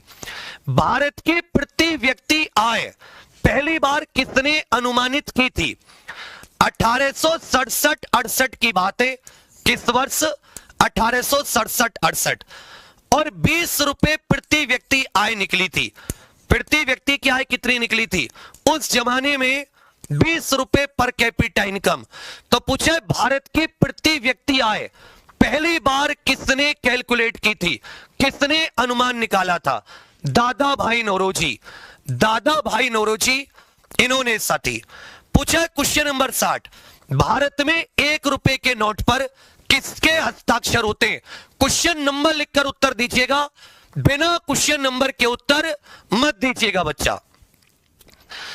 कि डुबकियां सिंधु में गोताखोर लगाता है, जा जाकर खाली हाथ लौट कर आता है, मिलते नहीं मोती हुई गहरे पानी में, बढ़ता दुगना विश्वास इसी हैरानी में, आखिर मुट्ठी खाली उसके हर बार नहीं होती, कोशिश करने वालों की, मेहनत करने वालों की कभी हार नहीं होती। जो साथी केंद्रीय वित्त सचिव होते हैं, जो सेंट्रल फाइनेंस सेक्रेटरी होते हैं, केंद्र वित्त सचिव, 1 रुपए के नोट पर उनके हस्ताक्षर होते हैं। उत्तर प्रदेश दिवस किस दिन मनाया जाता है? उत्तर प्रदेश दिवस किस दिन मनाया जाता है? 1 अप्रैल 1937 को, 1 अप्रैल 1937 संयुक्त प्रांत उत्तर प्रदेश का नाम रखा गया। संयुक्त प्रांत, यूनाइटेड प्रोविंस। और साथ ही 24 जनवरी 1950 को संयुक्त प्रांत को बदलकर क्या कर दिया गया? यू माने उत्तर और पी माने प्रदेश। 1 अप्रैल 1937 को क्या नाम पड़ा? यूनाइटेड प्रोविंस, शॉर्ट में वो भी यूपी था। और 24 जनवरी 1950 को उत्तर प्रदेश। तो उत्तर प्रदेश दिवस कब मनाया जाता है? 24 जनवरी को मनाया जाता है। उत्तर प्रदेश दिवस यह कब मनाया जाता है? 24 जनवरी को मनाया जाता है। भारत के प्रथम नियंत्रक एवं महालेखा परीक्षक कौन थे? प्रथम की बात हो रही है। पहले कैग, कैग याद रखिएगा राष्ट्रपति नियुक्त करती है। 6 वर्ष या 65 वर्ष का इनका निश्चित, 65 वर्ष तक की आयु का निश्चित कार्यकाल होता है। इनकी नियुक्ति राष्ट्रपति के द्वारा, अनुच्छेद 148। यह सुप्रीम कोर्ट के जैसे ही इनकी सारी तनख्वाह वगैरह होती है, लेवल होता है, और वैसे इनको हटाया जा सकता है। तो सुकुमार सेन कौन थे? प्रथम केंद्रीय चुनाव आयुक्त, CEC। MC सीतलवाड़ कौन थे? भारत के पहले महान्यायवादी, अटॉर्नी जनरल। एच.जे. कानिया कौन थे? भारत के पहले चीफ जस्टिस ऑफ इंडिया। तो याद रखिएगा वी नरहरि राव पहले कैग, वर्तमान में 15वें कैग हैं के संजय मूर्ति साहब। 15वें कैग कौन है? कहोगे सर के संजय मूर्ति। 15वें कैग कौन है? के संजय मूर्ति। 62 का उत्तर डी। भारतीय रिजर्व बैंक की स्थापना कितनी पूंजी के साथ हुई थी? भारतीय रिजर्व बैंक की स्थापना कितनी पूंजी के साथ हुई थी? तो यह बात है साथी 1 अप्रैल 1935 की। आरबीआई एक्ट 1934 के द्वारा 5 करोड़ की पूंजी के साथ 5 करोड़ की पूंजी के साथ आरबीआई की स्थापना हुई, जिसके पहले गवर्नर ऑसबॉर्न स्मिथ बने। जबकि इसके पहले भारतीय गवर्नर कौन बने? कहोगे सर पहले भारतीय गवर्नर सीडी देशमुख थे। पहले भारतीय गवर्नर कौन थे? कहोगे सर सीडी देशमुख। इन्हीं के कार्यकाल में 1 जनवरी 1949 को आरबीआई का राष्ट्रीयकरण हुआ। 63 का उत्तर ए। संकट मोचन संगीत समारोह यह किस शहर में आयोजित किया जाता है? संकट मोचन संगीत समारोह यह किस शहर में? सबसे पहले उत्तर देने का प्रयास कीजिए। सबसे पहले कि हो गई है पीर पर्वत सी पिघलनी चाहिए, इस हिमालय से फिर कोई गंगा निकलनी चाहिए। सिर्फ हंगामा फैलाना मेरा मकसद नहीं, मेरी कोशिश से यह सूरत बदलनी चाहिए। मेरे सीने में सही, तेरे सीने में सही, लगे वो आग कहीं भी, यह आग लगनी चाहिए। हम सब की मिलकर कोशिश है, यह सूरत बदलनी चाहिए। साथी वाराणसी में संकट मोचन संगीत समारोह यह बनारस में होता है। दक्षिण अमेरिका का सबसे ऊंचा पर्वत, दक्षिण अमेरिका महाद्वीप का सबसे ऊंचा पर्वत यह अर्जेंटीना में स्थित है। यह पर्वत कहां पर स्थित है? अर्जेंटीना नामक देश में। अर्जेंटीना नामक देश में जैसे माउंट एल्ब्रुस यह यूरोप का सबसे ऊंचा पर्वत है। डेनाली यह उत्तरी अमेरिका महाद्वीप का सबसे ऊंचा पर्वत है। माउंट किलिमंजारो यह अफ्रीका महाद्वीप का सबसे ऊंचा पर्वत है। माउंट एकनगुआ दक्षिण अमेरिका महाद्वीप का सबसे ऊंचा पर्वत कौन सा हो जाता है? कहोगे सर माउंट एकनगुआ। जो परसों से क्लास लगाई है ना सुबह 8 बजे विवेक भैया स्पेशल, बोलो उसमें ज्योग्राफी पढ़ना चाहोगे कॉन्टिनेंट वाइज की पढ़ाई कैसे होती है? मैं तुम्हारी जगह होता तो कैसे पढ़ता? या हिस्ट्री पढ़ना चाहोगे? कौन सा सब्जेक्ट पढ़ना चाहोगे? एक ऑप्शन है हिस्ट्री की पूरी रूपरेखा, एक ऑप्शन है कॉन्टिनेंट वाइज ज्योग्राफी का आइडिया। उत्तर प्रदेश का कौन सा जिला सबसे कम लिंगानुपात वाला है? सबसे कम लिंगानुपात, जबकि सर्वाधिक साक्षर जिला है। सर्वाधिक साक्षरता, इस जिले में साक्षरता सबसे ज्यादा है। कमेंट लिख के बताइए कौन सी? सर्वाधिक जौनपुर, सर्वाधिक लिंगानुपात जौनपुर में। सर्वाधिक लिंगानुपात किस में है? कहोगे भैया सर्वाधिक लिंगानुपात जौनपुर में है, जबकि सबसे कम यह गौतम बुद्ध नगर में। जबकि गौतम बुद्ध नगर में सर्वाधिक साक्षरता है। गौतम बुद्ध नगर में सर्वाधिक साक्षरता। पूछा बड़ा इमामबाड़ा यह किस वर्ष निर्माण किया गया? लखनऊ के बड़े इमामबाड़ा यह साथी नवाब आसफ उद्दौला के द्वारा, नवाब आसफ उद्दौला के द्वारा बड़ा इमामबाड़ा का निर्माण यह किस वर्ष किया गया था? बड़े इमामबाड़े का निर्माण यह किस वर्ष किया गया था? बड़े इमामबाड़े का निर्माण किस वर्ष?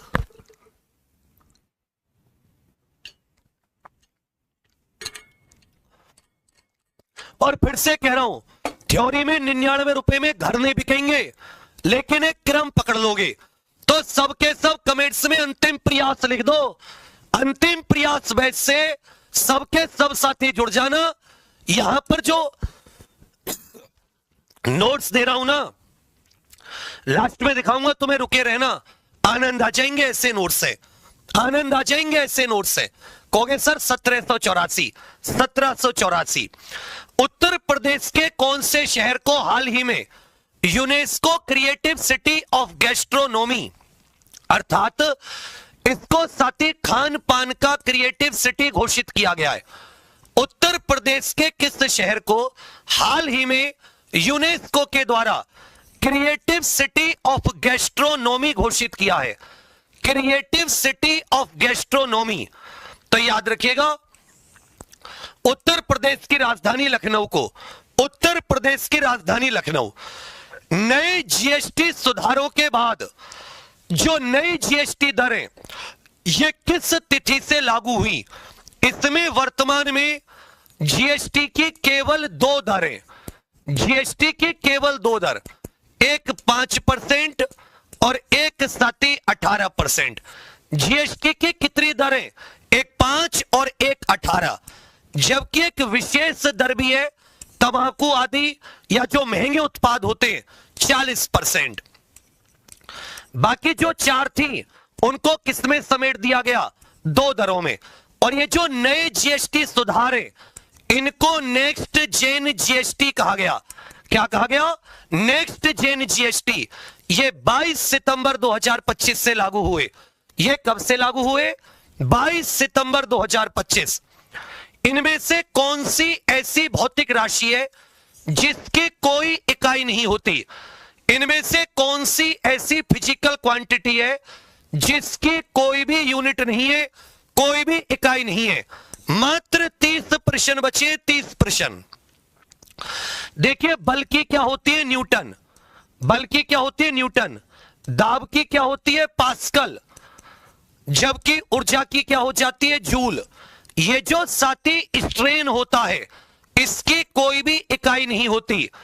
स्ट्रेन हो गया, या जो आपसे मैग्निफिकेशन पूछ लेता है, मैग्निफिकेशन जिसको आवर्धन कहते हैं, या जो सापेक्ष डेंसिटी, सापेक्ष साथी आर्द्रता होती है,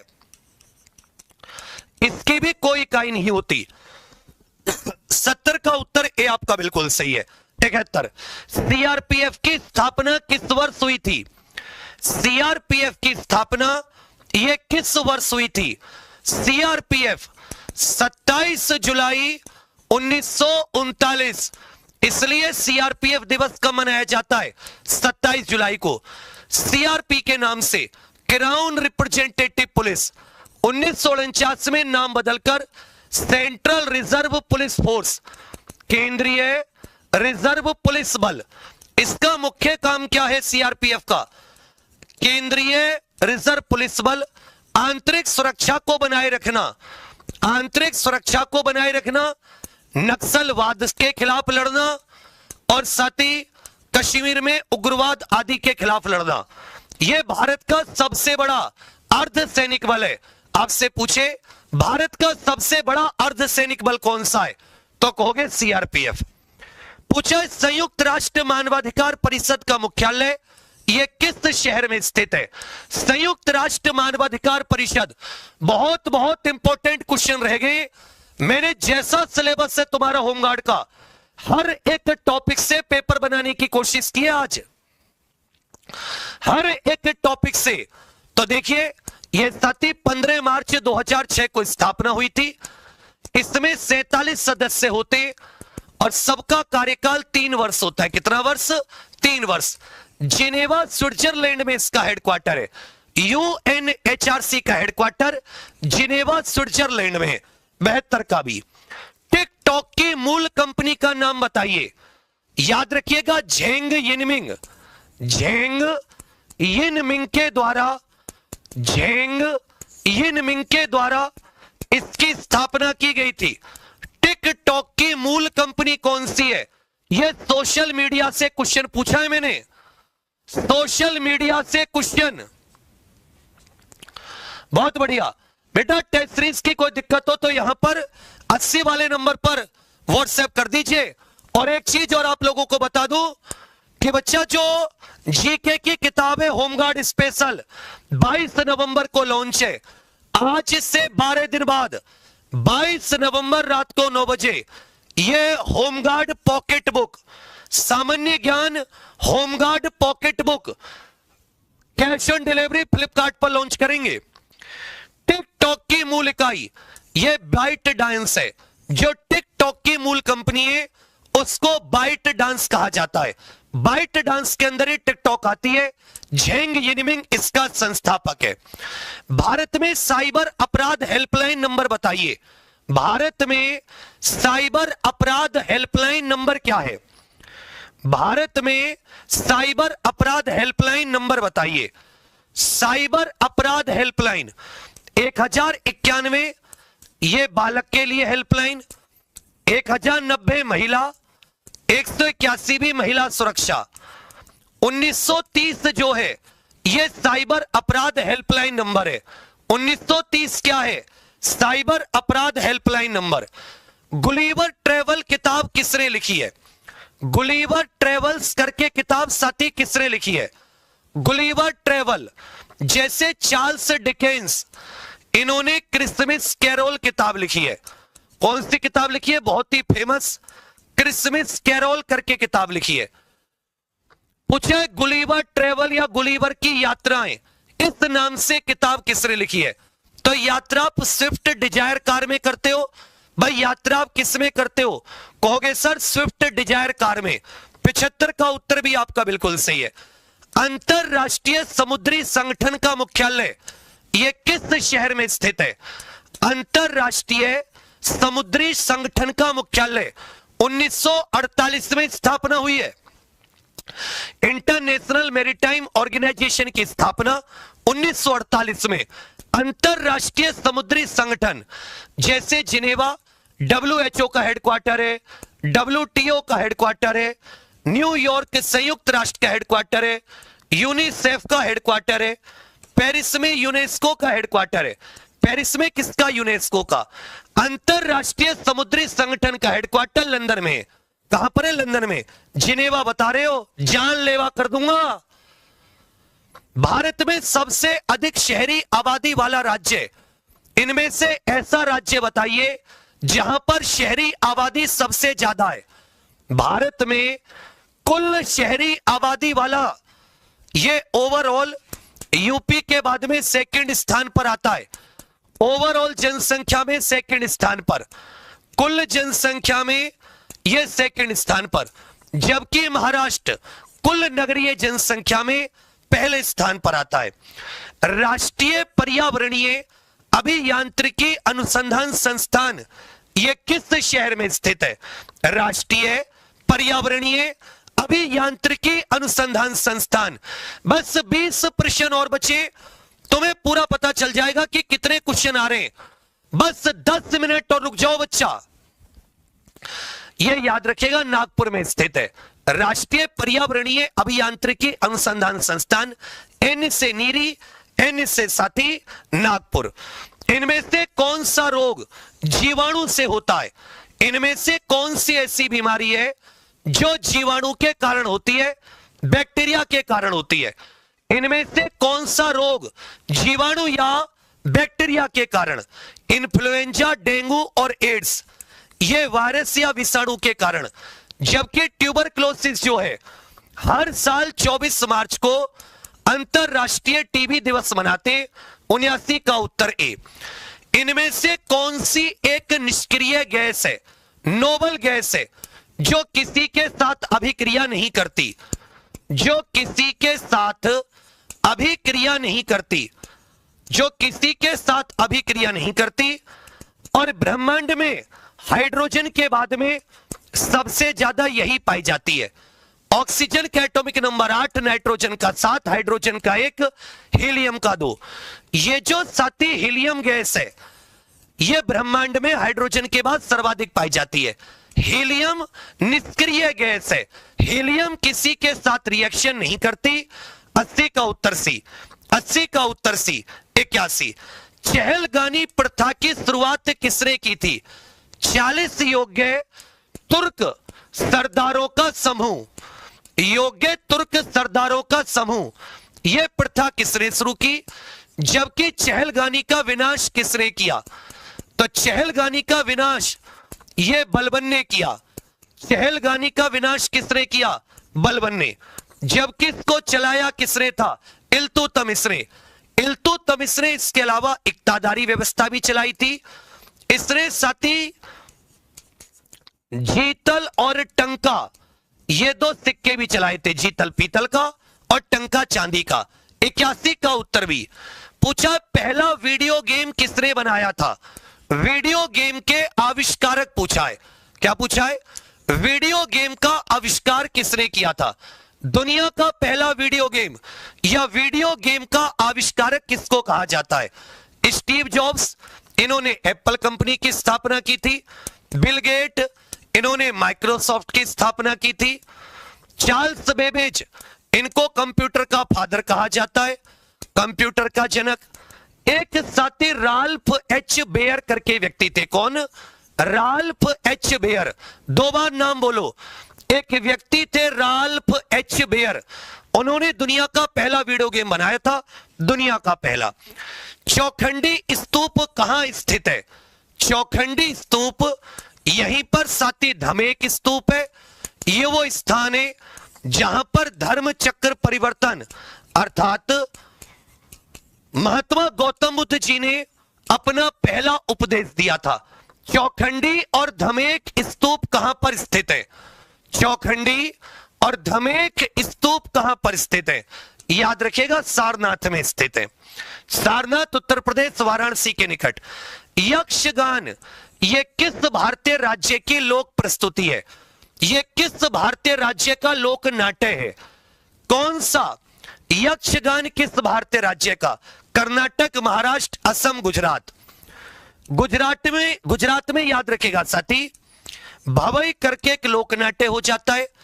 असम में अंकिया नाट, असम का कौन सा हो जाता है? अंकिया नाट। महाराष्ट्र का तमाशा। जबकि जो कर्नाटक है, यक्षगान किसका होता है? कर्नाटक का होता है। यक्षगान किसका होता है? कर्नाटक का। हिंद स्वराज पुस्तक इनमें से किसने लिखी? हिंद स्वराज। बस 10-15 क्वेश्चन और बचे, इसके बाद में आपको साथी नोट्स दिखाऊंगा कैसे। बहुत शानदार नोट्स। कितने हैंड रिटन देखे होंगे, कितने आपने कैसे भूल जाओगे सबको। इंडियाज स्ट्रगल किताब की बात करें तो इंडियाज स्ट्रगल करके जो किताब थी ये सुभाष चंद्र बोस जी ने लिखी। याद रखिएगा, Hind Swaraj, my experiment with truth, ये महात्मा गांधी जी की पुस्तकें थी। टू किल अ मॉकिंग बर्ड, इसके लेखक कौन है? टू किल अ मॉकिंग बर्ड, इस किताब के लेखक कौन है? तो भारतीय और विदेशी दोनों प्रकार के लेखकों की किताब आती है। टू किल अ मॉकिंग बर्ड, इसके लेखक याद रखिएगा हार्पर ली है। कौन है भैया? Harper Lee. To kill a mockingbird, Harper Lee. पूछा संयुक्त राष्ट्र का मुख्यालय कहां पर स्थित है? संयुक्त राष्ट्र का मुख्यालय 24 अक्टूबर 1945 को स्थापना। संयुक्त राष्ट्र का मुख्यालय, इसके वर्तमान में 5 सक्रिय अंग हो जाते हैं। 4 न्यूयॉर्क में और 1 हो जाता है साथी नीदरलैंड में। संयुक्त राष्ट्र सुरक्षा परिषद, संयुक्त राष्ट्र महासभा, संयुक्त राष्ट्र इकोसोक हो जाता है साथी, और एक आ जाता है यूनाइटेड नेशंस सेक्रेटरी जनरल, संयुक्त राष्ट्र के महासचिव। तो पूछा संयुक्त राष्ट्र का मुख्यालय ये न्यूयॉर्क के शहर में स्थित है। वॉशिंगटन में IMF और वर्ल्ड बैंक का मुख्यालय स्थित है। 87 का उत्तर सी। पूछा है दादा साहब फाल्के पुरस्कार ये किस क्षेत्र में दिया जाता है? दादा साहब फाल्के पुरस्कार 1969 में यह पहली बार किसे दिया गया? इसके प्रथम पुरुष प्राप्तकर्ता हिंदी फिल्मों के पहले पुरुष, हिंदी फिल्मों के पहले साथी पुरुष प्राप्तकर्ता।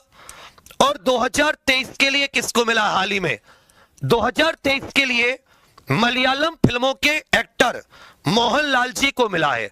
किससे मिला है? मोहनलाल जी को। जबकि ये थे साथी, अच्छे से याद रखिएगा, पृथ्वीराज कपूर को किससे मिला था? पृथ्वीराज कपूर। जबकि वीरेंद्र सरकार पहले पुरुष और देविका रानी पहली थी जिनको दादा साहब फाल्के पुरस्कार मिला। 2023 का हाल ही में मोहनलाल जी को। यह सिनेमा में जीवन पर्यंत योगदान के लिए, सिनेमा में जीवन पर्यंत या लाइफ टाइम अचीवमेंट के लिए दिया जाता है? 88 का उत्तर भी। भारत इनमें से किस संगठन का सदस्य नहीं है? भारत इनमें से किस संगठन का सदस्य नहीं है? भारत G20 का सदस्य है। इस बार G20 की बैठक कहां पर हो रही है? दक्षिण अफ्रीका में। चले भैया। संयुक्त राष्ट्र का सदस्य है, बिल्कुल है। शंघाई कोऑपरेशन ऑर्गेनाइजेशन SCO का सदस्य है, कहोगे सर 2017 से, बिल्कुल है। नाटो का सदस्य थोड़ी ना है भारत, नाटो का सदस्य थोड़ी है। 89 का उत्तर सी। ओपेक का मुख्यालय कहां पर स्थित है? Organisation of petroleum exporting, organisation of petroleum exporting countries, petroleum exporting countries, जो पेट्रोल निर्यातक देश होते हैं उन देशों का संगठन है। यह 1960 में बगदाद में इसकी स्थापना हुई थी। बगदाद इराक की राजधानी। वर्तमान में इसमें 12 सदस्य देश हैं। अगर कोई आपसे पूछे कि वर्तमान में ओपेक में कितने सदस्य देश हैं, तो क्या उत्तर दोगे? इसका हेडक्वार्टर वियना में है। ऑस्ट्रिया की राजधानी वियना। ऑस्ट्रिया में और भी है, जैसे यहां पे साथी CTBT का सचिवालय है, यहीं पर याद रखिएगा United Nations office on drug and crime, इसका हेडक्वार्टर है। यहीं पर अंतरराष्ट्रीय परमाणु ऊर्जा एजेंसी का। तो वियना वर्तमान में 12 सदस्य देश है ओपेक के। कितने सदस्य देश हैं? 12। लास्ट के 10 क्वेश्चन। इनमें से कौन सा टूर्नामेंट हॉकी से संबंधित है? इनमें से कौन सा टूर्नामेंट? हॉकी का भारत का सबसे पुराना एक टूर्नामेंट होता है 1895 का बीटन कप, जबकि डेविस कप यह साथी लॉन टेनिस से संबंधित है। सुब्रतो कप यह फुटबॉल से संबंधित है और ईरानी कप यह क्रिकेट से संबंधित है। रंगास्वामी कप जो है, रंगास्वामी कप यह हॉकी से संबंधित है। रंगास्वामी 1928 से। भारत का केंद्रीय औषधि अनुसंधान संस्थान CDRI कहां पर स्थित है? भारत का केंद्रीय औषधि अनुसंधान संस्थान, भारत का केंद्रीय औषधि अनुसंधान संस्थान यह कहां पर स्थित है? याद रखिएगा Lucknow. National botanical research institute भी यहीं पर है, लखनऊ में। पूछा क्वेश्चन नंबर 93, प्रसिद्ध वाघा बॉर्डर जो भारत और पाकिस्तान का बॉर्डर है, यह इनमें से कहां पर स्थित है? पूरे के पूरे क्वेश्चन करके जाओ एक बार। प्रसिद्ध वाघा बॉर्डर कहां पर स्थित है? तो याद रखिएगा अमृतसर पंजाब। कहां पर स्थित है? अमृतसर पंजाब। न्यायमूर्ति सूर्यकांत भारत के कौन से मुख्य न्यायाधीश होंगे? 24 नवंबर को शपथ लेंगे। तो ऐसे याद कर लेना, 50वें DY चंद्रचूड़ साहब थे, DY चंद्रचूड़। फिर साथी संजीव खन्ना 51वें थे। 52वें वर्तमान में BR गवई साहब है। और 53वें कौन होंगे 24 नवंबर से? ये सूर्यकांत, जस्टिस सूर्यकांत जी। तो न्यायमूर्ति सूर्यकांत ये भारत के 53वें न्यायाधीश बनेंगे। ये भारत के कौन से नंबर के? 53वें नंबर के न्यायाधीश बनेंगे। हाल ही में विज्ञान रत्न पुरस्कार के लिए किसे चुना गया है? यह भारत में विज्ञान का सबसे बड़ा पुरस्कार है, विज्ञान रत्न। इनको मरणोपरांत चुना गया है, मरणोपरांत। 2020 में इनकी मृत्यु हो गई है। और ये साथी खगोल विज्ञानी थे। ये कौन थे? एस्ट्रोफिजिसिस्ट। ये साथी खगोल भौतिकी वैज्ञानिक थे, खगोल भौतिकी विज्ञानी थे। Sonali Ghosh, Sunil Amrit, professor Jayant Vishnu Narlikar, professor Jayant Vishnu Narlikar, professor Jayant Vishnu Narlikar. सक्षम अंतरराष्ट्रीय प्रतियोगिता के लिए चुनी गई पहली भारतीय पैरा एथलीट। ये साथी याद रखिएगा, ये आर्चरी में खेलती है। किसमें? आर्चरी, या जो साथी तीरंदाजी होती है। ये किस खेल से संबंधित है? ये तीरंदाजी, जो कि भूटान का राष्ट्रीय खेल भी है। 2023 में इनको अर्जुन अवार्ड भी मिला है। 2023 में अर्जुन अवार्ड, 2023 में अर्जुन अवार्ड। हाल ही में 2025 सितंबर में इन्होंने साथी दक्षिण कोरिया में हुए वर्ल्ड चैंपियनशिप में गोल्ड जीता है, वर्ल्ड चैंपियनशिप में गोल्ड। और ये पैरा एथलीट है, दिव्यांग एथलीट, लेकिन जो नॉर्मल खिलाड़ी होते हैं उनके साथ खेलेंगी। शीतल देवी कश्मीर से है। शीतल देवी कहां से है? जम्मू एंड कश्मीर से। 96 का उत्तर ए। किस राज्य सरकार को पीपल्स फर्स्ट इंटीग्रेशन अवार्ड से सम्मानित किया गया? यहां पर लोकसभा की 4 सीटें हैं। लोकसभा की कितनी है? 4। राज्यसभा की 3, विधानसभा की 68 सीटें। यहां के राज्यपाल शिव प्रकाश शुक्ल हो जाते हैं।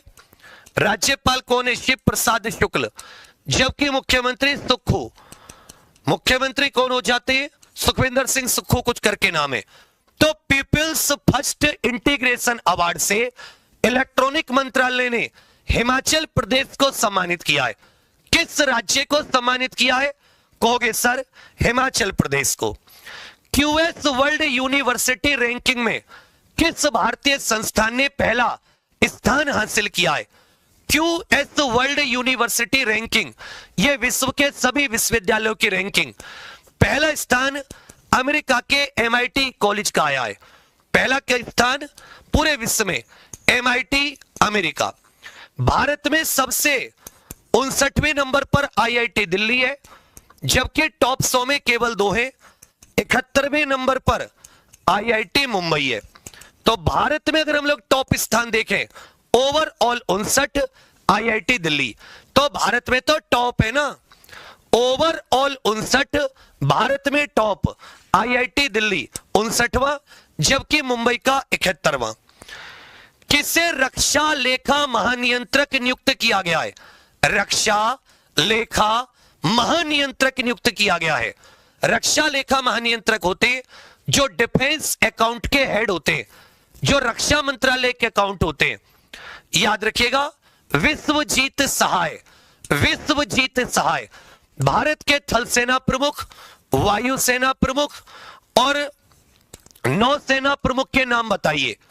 भारत के थल सेना प्रमुख, वायुसेना, नौसेना के डीके त्रिपाठी जी, ये उपेंद्र द्विवेदी, और वायुसेना के अमरप्रीत सिंह कुछ करके जो नाम है। 99 का उत्तर ए। 100 कौन व्यक्ति हाल ही में इंटरनेशनल मॉनेटरी फंड अंतरराष्ट्रीय मुद्रा कोष के फर्स्ट डेप्यूटी मैनेजिंग डायरेक्टर बने हैं? फर्स्ट डेप्यूटी मैनेजिंग डायरेक्टर, याद रखिएगा, ब्रिटन वुड्स संस्थान है। यह कैसा संस्थान है? ब्रिटन वुड्स संस्थान। 1944 में इसका गठन हुआ, 1945 में पारित। जबकि आईएमएफ ने कब से काम करना शुरू किया? 1 मार्च 1947 से कार्य प्रारंभ किया। 1 मार्च 1947 से। इसका हेडक्वार्टर वॉशिंगटन डीसी। यह साथी व्यापार संतुलन बनाने के लिए अमेरिका के वॉशिंगटन डीसी में इसका हेडक्वार्टर है। इसने 1 मार्च 1947 से अपना कार्य शुरू किया है। अब साथी इसका उत्तर हो जाता है डैन केड्स। डैन केड्स, डैन केड्स। अब सबके सब ईमानदारी से अपने स्कोर बताइए, 100 में से कैसा स्कोर है? यह इतना सरल पेपर था कि तुम समझ नहीं सकते। अब देखो, ना तो तुम्हें साथी किसी नोट्स के लिए भटकना पड़ेगा, ना तुम्हें किसी स्टडी मटेरियल के लिए, ना क्वेश्चन के लिए, ना क्लास के लिए। ये कभी भी इस क्लास के उस पे मत जाना कि इतनी सस्ती है क्या है। ये बच्चा इसका केवल लॉन्च करने का उद्देश्य है कि तुम पर आर्थिक प्रभाव ना पड़े और तुम साथी अच्छे से पढ़ पाओ, वरना तुलना में तो आप कुछ नहीं टिक पाओगे जितना हम लोग इसमें मेहनत करेंगे। इस प्रकार के आपको कुछ नोट्स दिए जाएंगे। इन नोट्स में एकदम बिल्कुल बढ़िया से पूरी विषय सूची, हर सब्जेक्ट के नोट्स होंगे, जितने भी जीके के, और कुछ इस प्रकार से साथी फ्लो चार्ट में नोट्स, जैसे ये तुम्हें दिख रहा होगा, जैसे भारतीय इतिहास को जानने के स्रोत। तो यहां पर जितनी किताबें जो पेपर में पूछी जाती हैं, एकदम बिल्कुल क्रम से राज तरंगिणी से लेकर एक एक। अब जब तुम इसे सेल्फ स्टडी भी कर सकते हो, ये एक किताब 99 रुपए की है, जो आपको सारी की सारी इतिहास के तीनों इतिहास अलग अलग, भूगोल भारत विश्व का इसी तरह विज्ञान, अर्थशास्त्र, इस प्रकार से पूरी की पूरी यहां पर आप देखोगे तो इसमें एक एक चीज, विश्व भूगोल ये ऐसे थोड़ा सा, वहां पर तो जब ये अपलोड होगा तो सीधे में, लेकिन एक एक चीज कलरफुल कि भाई कौन सी चीज को कहां पर हाईलाइट किया गया है, कौन सी चीज को कहां पर हाईलाइट किया गया है, एक एक चीज को कलरफुल लेकर तो आपके लिए बहुत फायदा देगी। इसी में से लिमिटेड चीजें पढ़ाएंगे, आप क्लास में पढ़ के आओगे, फिर आप साथी खुद से पढ़ के आओगे, क्लास में पढ़ोगे, रिवीजन करोगे। बहुत बढ़िया से 6-7 लोगों की टीम है, तो सबके सब कोशिश करके आप लोग इस तरीके से देखो एक एक चीज, और जो इंपॉर्टेंट है उसको वही पर साथी अलग पेन से भी किया गया है। ये सब आपको इसी बैच में मिलेंगे, इसका नाम है प्रयास। ये कुछ ही हजार स्टूडेंट के लिए लाइव बैच होगा, प्रॉपर थ्योरी का 6-7 घंटे की classes, complete theory batch. Daily साथी जो भी पढ़ेंगे उस पर 50 क्वेश्चन, और इसके अलावा फिर आपको भटकना नहीं पड़ेगा कि आप यहां भी पढ़ रहे हैं वहां भी पढ़ रहे हैं। क्लास कैसी लगी जरूर बताना, क्या इसी तरीके की क्लास में रेगुलर लेकर आता रहूं। और याद रखिएगा, जो साथी इसकी किताब भी है, कब आ रही है, इसकी किताब 22 नवंबर को आ रही है। सबके सब अभी से इसको याद करके चलना। तो अभी यहां पर जो आप वीडियो देख रहे हो, इसी वीडियो में लिंक लगा हुआ है, तुरंत आप इस लिंक पर क्लिक करके सीधा साथी एप्लीकेशन के अंतिम प्रयास बैच से जुड़ सकते हैं। अब बताओ सबके सब, जिसने वीडियो को लाइक नहीं किया सबसे पहले लाइक करो, जिसने एग्जाम्पल को सब्सक्राइब नहीं किया सब्सक्राइब, अगर दिल से आशीर्वाद चाहते हो। अभी मैं क्लास छोड़ते ही बाबा खाटू श्याम जी के दर्शन के लिए निकल रहा हूं। तुम सबके लिए भी साथी दिल से प्रार्थना करूंगा, लेकिन मुझे तुम्हारा समय चाहिए। अगर तुम आज लो और आगे चले जाओ तो फिर साथी तुम ऐसे समय कोई फायदा नहीं है, एक दिन पढ़ो एक दिन ना पढ़ो। तो सभी से रिक्वेस्ट है, रेगुलर आओ, रेगुलर क्लास होगी, बढ़िया मेहनत करेंगे। और परसों तो आपको थ्योरी भी बताऊंगा कैसे पढ़नी है। ज्योग्राफी से शुरुआत करते पूरी की पूरी फ्लो चार्ट, सबके सब लाइक करके जाना। और तुम्हारे स्कोर कितना है तुरंत के तुरंत। और अभी कल का वेट मत करो, अभी आप जाकर अंतिम प्रयास बैच से जुड़कर इस फ्लो चार्ट का फायदा उठाइए। इस फ्लो चार्ट को साथी एक एक चैप्टर आराम आराम से पढ़ना शुरू कीजिए जब तक लाइव क्लास शुरू होती है। फिर से आपके लिए बहुत सारी शुभकामनाएं, तुरंत के तुरंत जुड़ जाना। थैंक यू बच्चा, लाइक शेयर सब्सक्राइब करना मत भूलना। और जय बाबा श्याम, जय श्री श्याम तुम्हारे लिए भी पूरी, इसलिए मैं पहले ही जा रहा हूं कि बाबा आपका बुलावा आ गया, फिर पूरी मेहनत करेंगे। एग्जाम हिंदी इंग्लिश दोनों भाषाओं में होगा, लेकिन केवल जीके का होगा, क्वेश्चन दोनों भाषाओं में आएंगे। तो लाइक करो सबसे पहले, जिसने वीडियो को नहीं किया सब्सक्राइब कर लो। एग्जाम्पल को क्लास नहीं छोड़ दी, एक भी क्लास एक भी नहीं छोड़ दी है। फिर से आपके लिए बहुत सारी शुभकामनाएं। अभी मैं देख रहा हूं किस किसने इसको पढ़ना शुरू किया नहीं किया, ये सब अपलोड हो चुकी है। तुरंत के तुरंत आप एग्जाम्पल ऑफिशियल एप्लीकेशन पर जाकर अंतिम प्रयास बैच से जुड़कर तैयारी को आरंभ कीजिए। इस क्लास का पीडीएफ भी एग्जाम्पल ऑफिशियल एप्लीकेशन के फ्री यूट्यूब में मिल जाएगा। थैंक यू, धन्यवाद। अंतिम प्रयास।